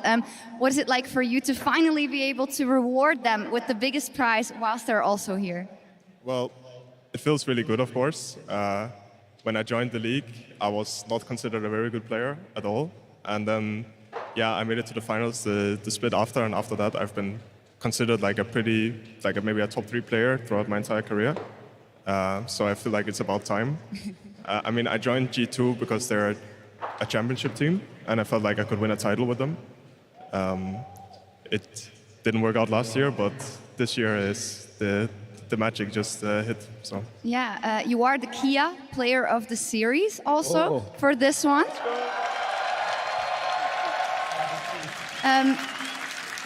Is it nice to get that recognition in a team where a lot of other people always steal away, or actually also deserve the Kia Player of the Game? Well, it's nice, yeah, but I actually don't feel like I played that well this series. Like, I feel like if there's like a series where I don't deserve it, maybe it's this one. But that's maybe like biased because maybe a lot of people don't see what I actually did in the series and stuff like that. But I feel like my team was playing really well, and they honestly got outperformed pretty hard on all other roles as well. So to your question, I think I'm just grateful that I have really good players and that I can compete with them to get like MVPs and Player of the Series is just a good thing. I don't want to be like a one-man show. I don't want to be like just about me. So I'm really happy about the state the team is in. Yeah, I think you're right, actually. The games were so bonkers that it's hard to see what you actually did, what anyone else did. What can you guys tell me about the craziness of the series? Was it planned beforehand that you were going to pull a crazy strat every game? Was it in the moment? Did you feel game 1 went well so you could just do whatever you wanted, Perks? Well, we played Sona Taric because it's the European/American meta. And we think it's kind of strong, so we just picked that. And then we played our counter to Sona Taric. Like, it begins that I woke up one day and I thought, what could be good against Sona Taric? And then I thought maybe Final is good against Sona Taric. And then I pitched the idea to my teammates. Half of them didn't really like it, but Caps was instantly jumped on the train. Of course. Like, Caps was instantly there to support me in my idea. And just the fact that he can play Pike and another role on stage was also very intriguing to him, right? So we decided to make that happen. And then in game 3, we went a bit more standard, where our top side was kind of smurfing, and we were just trading kills both. And yeah, honestly, it was a bit easier than I thought it would be, but I guess same for my teammates. Carlos? Yeah. Carlos, it kind of felt, no disrespect to OG, but because of all those strategies, like an advertisement for how good G2 esports is. What did you feel when you were looking at all these crazy strats and thinking if they could pull it off? And was there a part of you that thought, hey guys, you do actually have to win, like calm down? So yesterday, Mitch, I speak with Mitch WhatsApp, and I say, Mitch, how's it going? How do the guys feel? And he tells me, yeah, tomorrow they'll play this. And I'm like, all right. I was talking to my wife, and I was telling her, on one hand, I'm like, Jesus, do we need to do this, you know? On the other hand, I was like, you know, they think it works. I always tell them they should have fun, and in my opinion, if they have fun, then that's half the job done, you know, because they're so good at the game and they enjoy the game so much that. But yeah, from out there, you know, from back there, even though it was the fastest series or whatever, it just felt like an eternity, you know? It felt like every game was a heart attack after a heart attack. So yeah, I live it very differently than they do. Of course they do. As players, they know exactly what they have to do, and they don't feel nearly as nervous as I am. Carlos, now that I have you, can you say something about OG? It was really tough for them, I can imagine today. Also, you know, your colleague for many years, Expeke, in that organization, the Fish Show, all the players who work so hard. What can you say about them and their journey so far? I always like to talk trash and have fun, and many of us do, you know? Yeah. That's our style, right? But truthfully, we respect every opponent, and I respect every other team owner, because if they're there, it's for a reason. I have battled against Expeke as a player many times. He's won many more times than I did to him. Now I get to kick his ass a little bit. It's just competition. The truth is that I respect everyone. These guys respect everyone, even if you see them talking trash on Twitter. And you know, at the end of the day, what we have in mind is, if you want to watch bad news, you can go anywhere else. You know exactly where to go to find bad news and sadness. If you want to have fun, just follow these guys and myself and G2 Esports on Twitter and watch our videos, because it'll be entertaining. And that's something that people slowly get in, and I'm glad. Absolutely. This is, by the way, the trophy, which is now engraved with your names. So it's pretty cool. How did it work? Because I heard that it's super heavy. So did you have to try and lift it before? Because I heard each team has to choose someone who could actually lift it in case they were to win. What happened? Well, he didn't lift it for sure, because his wrist we know this, yes. completely destroyed. Well, I mean, we rehearsed and we lifted it before, but I kind of chickened out, because I was like, I'm gonna choke, you know, when I go up there. So Luca was like, okay, I'll take it, you know. You did it? He was the first one, but everyone did it after that, you know. I just saw Luca, and he was like, no.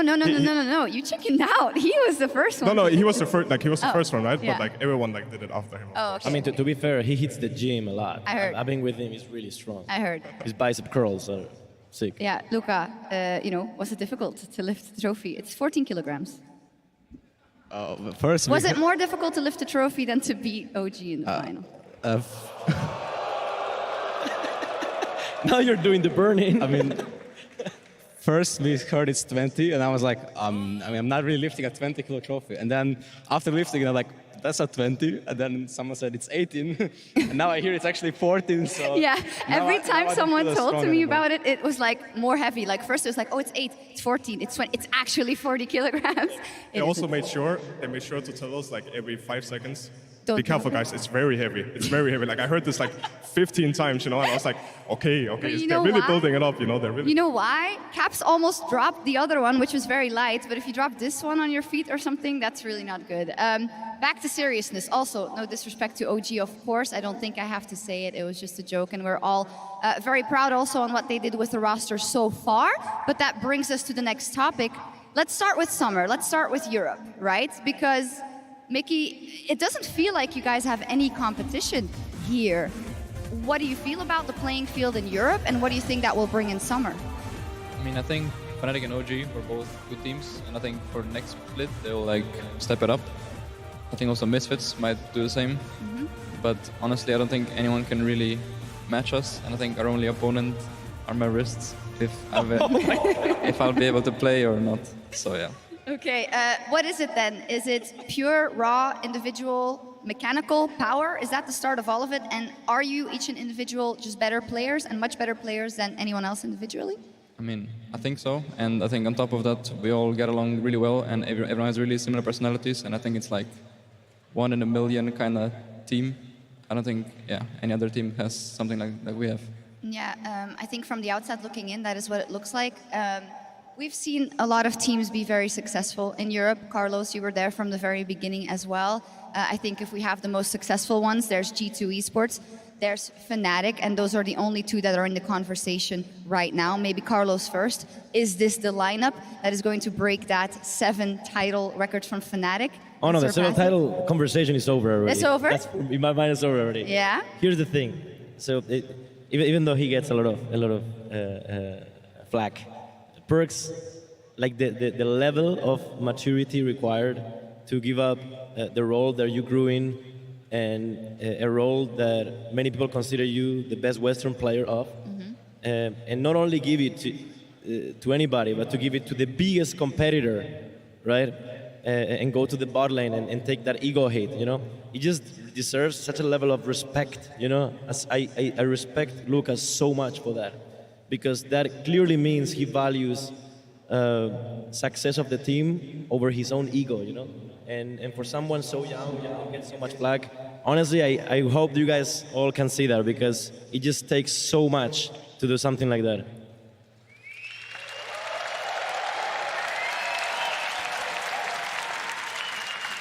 Yeah, Luca, you're one of a kind indeed when it comes to being a competitor. What does that do to you to hear that from, your owner, your boss, but I can assume only also a friend?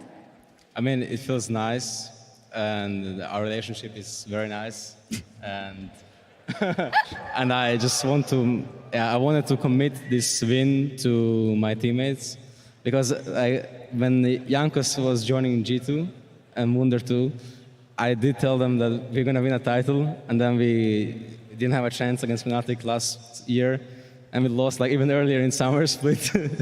So it didn't really go our way, but I tried to do my best to make sure we can win a title, and if that made me change roles, then it is. I also want to commit this win to my family, who is supporting me a lot. My brother is here with his family, and my other brother is here. And my mom and dad are watching from home, right? And my nephew is here, who watched me lose in Copenhagen last year, and he's 7 years old, so he was crying last time, so I'm really happy that he's happy now. And just thankful for my teammates and my club, and it feels great. It just feels nice. Oh, fantastic.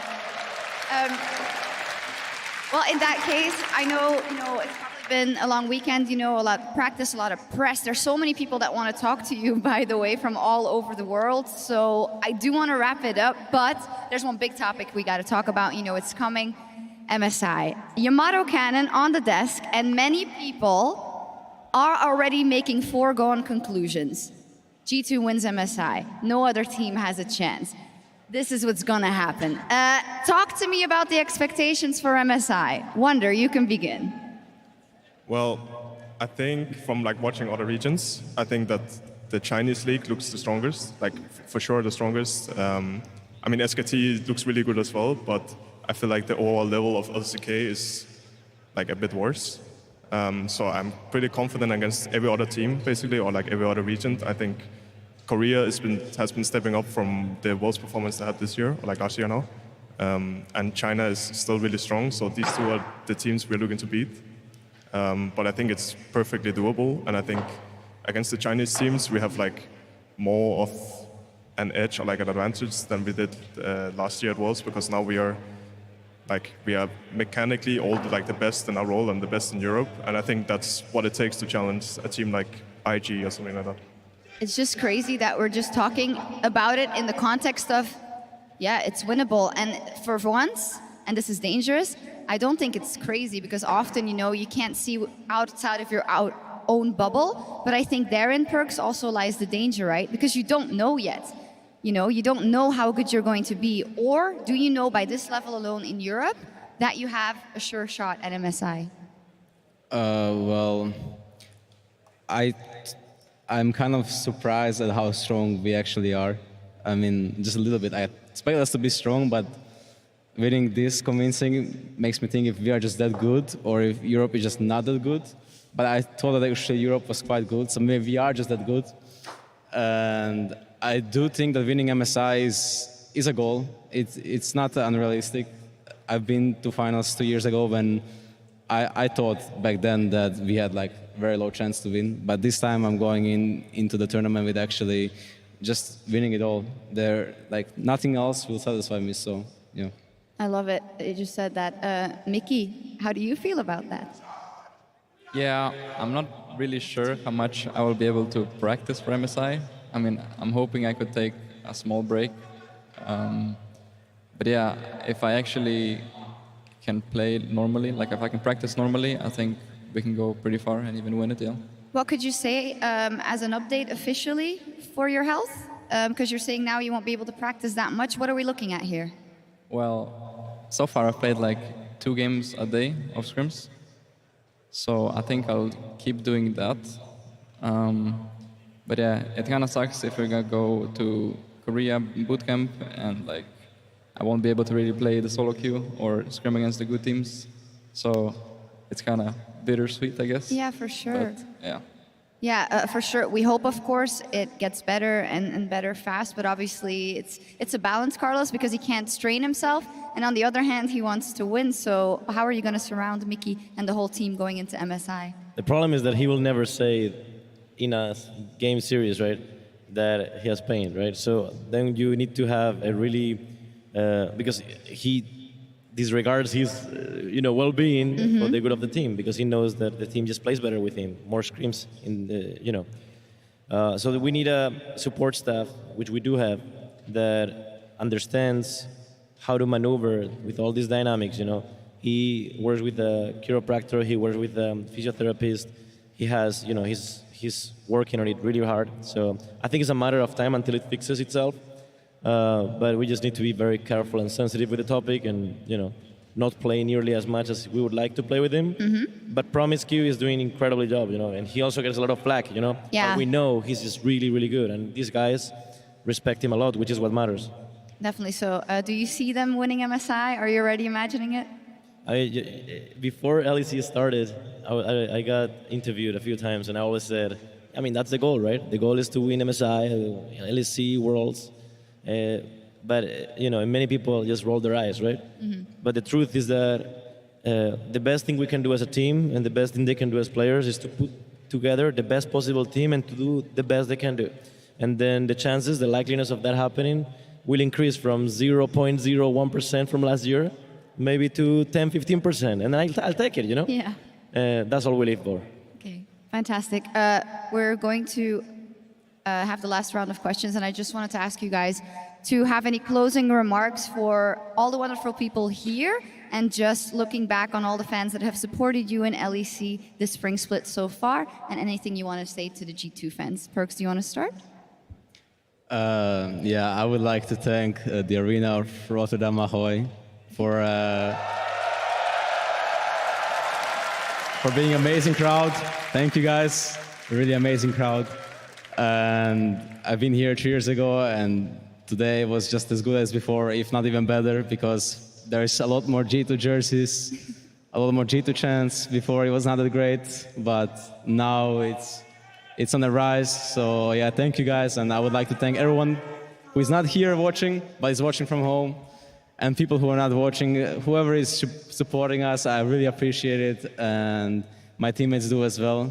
Even though we don't always answer, the supporting messages do help us, and just knowing that there is people that we do this for makes it feel better for us as well. So yeah, thank you guys. G2 Army.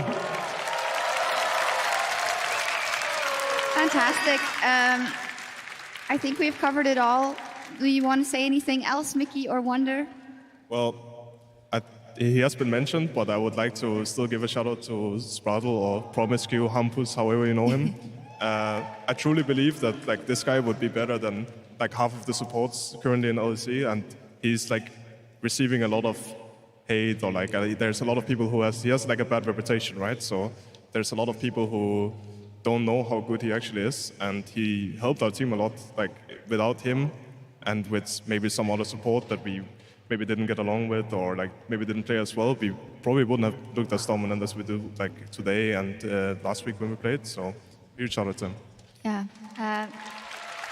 It says a lot about you as a person and the team that you take this moment to thank him as well. Mikiak? Yeah, I would also like to thank Campus or Promiscu, and I think he's really underrated, and I think he gets really like undeserved flack, I guess, by the community. And I really just like to thank him for subbing in for me, like whenever I couldn't really play. And I'd also like to thank my family that came to watch today, and people that are watching from home. Okay, fantastic.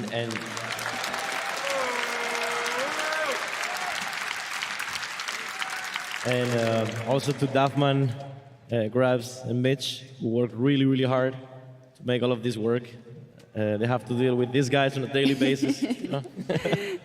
and they really work really hard. And everybody from G2, graphic designer, we have Thomas, we have Karina, we have literally everybody, Charles, everybody that work really hard behind the scenes. None of you ever see that, but they're the reason why, you know, we're even G2 today. Yeah, absolutely. Can I just say your content is also Thank you so much. often hilariously funny and also very entertaining. With that, we're going to say goodbye to you guys here in Rotterdam and also at home. I just want to do a big thank you to everyone who's been watching the entire split here in the LEC. We kicked off a new era in Europe, and it has been fantastic so far, and it has only been so because of all of your support. Everyone here in the Ahoy Arena, thank you so much for watching us here this weekend. Thank you guys at home for watching us the entire spring split. Congratulations to G2 Esports for being the very first LEC champions. They will be back for more, and we'll see them and we'll see all of you at MSI. Good night.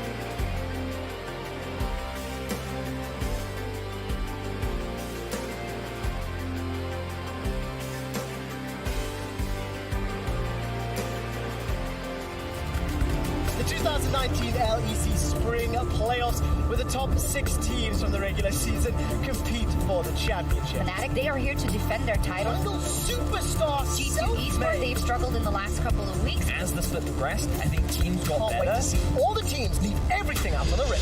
Two fantastic teams going toe-to-toe. A surging Fnatic, strongest team in the second half, up against Vitality, constantly touted as underdogs, but never to be underestimated. Cabo just nukes it. Trying to extend that trade, uses the Cutlass for the slow. A few more autos, wants to get forward. Oh, buying a bit more time, but playing out so well! No! Here comes Mowgli, here comes Jackdaw, and the rest of Vitality. Flash forward mode, which is going to move in. He should be able to take this one out. He's still alive! Wait, what? Whippo! Jackdaw? I'm sorry. No way! You wanted someone to replace Soaz Fnatic. I think you found it. Why will this man not die? Look, he's literally on the Nexus 1v3. He does not care. One comes in. He's just going to keep it going. Does he get the chance to use the ultimate as well? He does. That's a double kill. Wants a few more. They're walking right into the pound. They just keep beating him. That's the Quadra. Is he going to get the Penta? I cannot believe it. Pentakill for Nemesis. The series is over. And a reminder to all of Europe, Fnatic did not come into this split to compete. They came to dominate. It's your boy Manny. It's your boy Benny. It's your boy Manny. It's your boy Benny. And it's your boy Andy. This is the playoffs. Can we take this a little bit more seriously, please, Ender? Place consider themselves the strongest of the 4 teams in round 1. And on the other side of the rift, of course, SK Gaming coming in after winning the tiebreaker match, led by Selfmade. The quickest use as well. Dreams is assassinated. Crownshot trying to survive on the back. Humanoid shuffles away from the void rush from Selfmade. Selfmade takes one. Period goes down as well, but now it's on the Crownshot. Kobe comes in from the side. The blade caller pulls him back. Selfmade on the flank has the Infinity Edge. Remember, he could crit someone. Infinity Edge does all the work. Commitment dies. There we go. He void rushes in, but the Stand United is too much. Kobe gets the kill. He didn't land a single crit there. Not a crit, not a crit, not a crit. You can't predict RNG, that is. Kobe trying to get on towards that front line, gets the shutdown onto Period. Now he's on Crownshot, the Stand United is in. When they keep him alive, gets away from the back of the fight, it's a double kill for Kobe. They sweep SK under the map, and they prove that they belong amongst the best teams in the LEC. In the fight for the trophy, only one of these teams will be able to continue down the path. Winner goes to Rotterdam, loser is eliminated. The stakes cannot get higher. Fantastic rupture. KLLT comes down by some seconds. Take a look at that. Delivers the shock to Kobe, but the damage just to follow back up. That's one for Fnatic. That's 2. That's a death sentence going awry. But Kobe doesn't care. He's got 2. Nemesis is stepping forward. That's a triple kill. Picked up for Kobe. The Quadra, the Nexus, and splicing for the series. Oh, Whippo's going to fancy it, but at what cost? The Emperor's Divine. And Whippo's going to get... Oh, the damage come from Whippo and Brox. Oh, they're going for the Nexus. Now, well, then, that's going to bring it back up. The Nexus is being focused. So Fnatic have done it. Wise put up a good fight. It is Fnatic that has earned the right to defend their title in Rotterdam. Top 2 teams in the LEC fighting off for a spot in the finals in Rotterdam. And G2, they say, OG, you can want a team fight. All you want, Alfari gets the double, almost gets the triple. The heroes, they just no way is Alfari just turned that one around. It was all G2. The chaos now comes in. One good half split under your belt, you think you're back at the top. Hate to break it to you, you and your boots crew, but G2 and you'll get dropped. Mickey gets the justice, punch on Scatter out the flash away, but he's pulled back into the heart of Origin, and they rip out the heart of G2. It's bad drafts, it's bad reads, it's Mickey's wrist, it's just greedy. 4 clarification left on the Elder. Jankos trying to get this. Jankos steals it away, and now G2 are just going to force down mid, and G2 will silence anyone that doubted them, and they will fight for the title in Rotterdam. Rotterdam, what is your region? Minty looking for he got one. He's going to grab. Nemesis not quite the target you want to grab. That's the 3-man knockup. This could turn massively. The Scion zombie is going to be huge here. Amari now on the chase. The knockup comes out. Whippo desperately trying to buy time. They saw him on the water. The flash. Oh! Nuke Duck now dominating. Fnatic, can they turn the fight? Nemesis is alive and well. Reckless is still okay. They're going to try to get a little bit more, but Nuke Duck is simply too strong. Patrick not going to get taken out. Hylissang desperate to get it, but the flash is still there. They were counted out, but here in the Ahoy Arena, OG have cut down Fnatic and will find themselves in a rematch versus G2. Goal. Cook takes the kill. I don't. I got it. Nice. That's fine. Just got 10 minutes. That's all crazy. I feel like that right now they're on level. Oh, there's the flash crescendo. A flashless Patrick. G2 go up 1-0 in the finals. It would have given Caps the go-ahead for the rise, but by going for the Yasuo and the Kinnan, it now says... This is a Pike! We got Pike, let's go! All right, there's an early flash from Perks already, but look at the turnaround damage. Mickey's going low, defensive flash. Mickey survives. Look. Bind him. Yeah. G2 Esports funnel their way to victory. Now Nuke jumping in the back. Pop Blossom from Perks. AP Nico does so much damage. Nuke unable to kill Mickey. The cold goes down. Caps puts the hammer down. Camp is so Hold on. Nico was actually on Look. We can end with Herald. Oh, I'm dead. Endo. Hit me. Origin are crumbling to G2. Europe kneels to its champion, G2 Esports. The world awaits G2.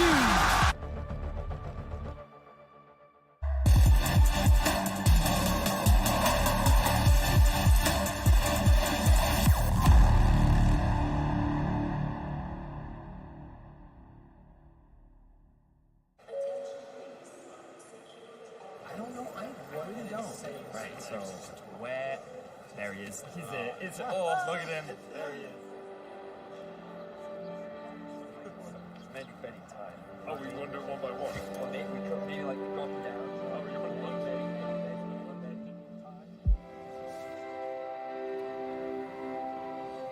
Trevor, kiss me. Did you break up with Quickshot for Mickey?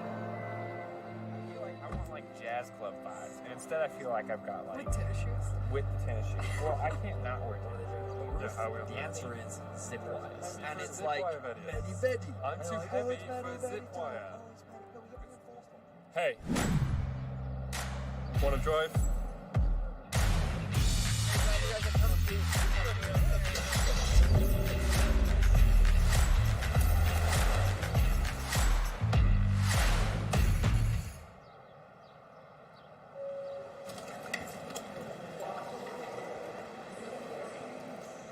Where is everybody?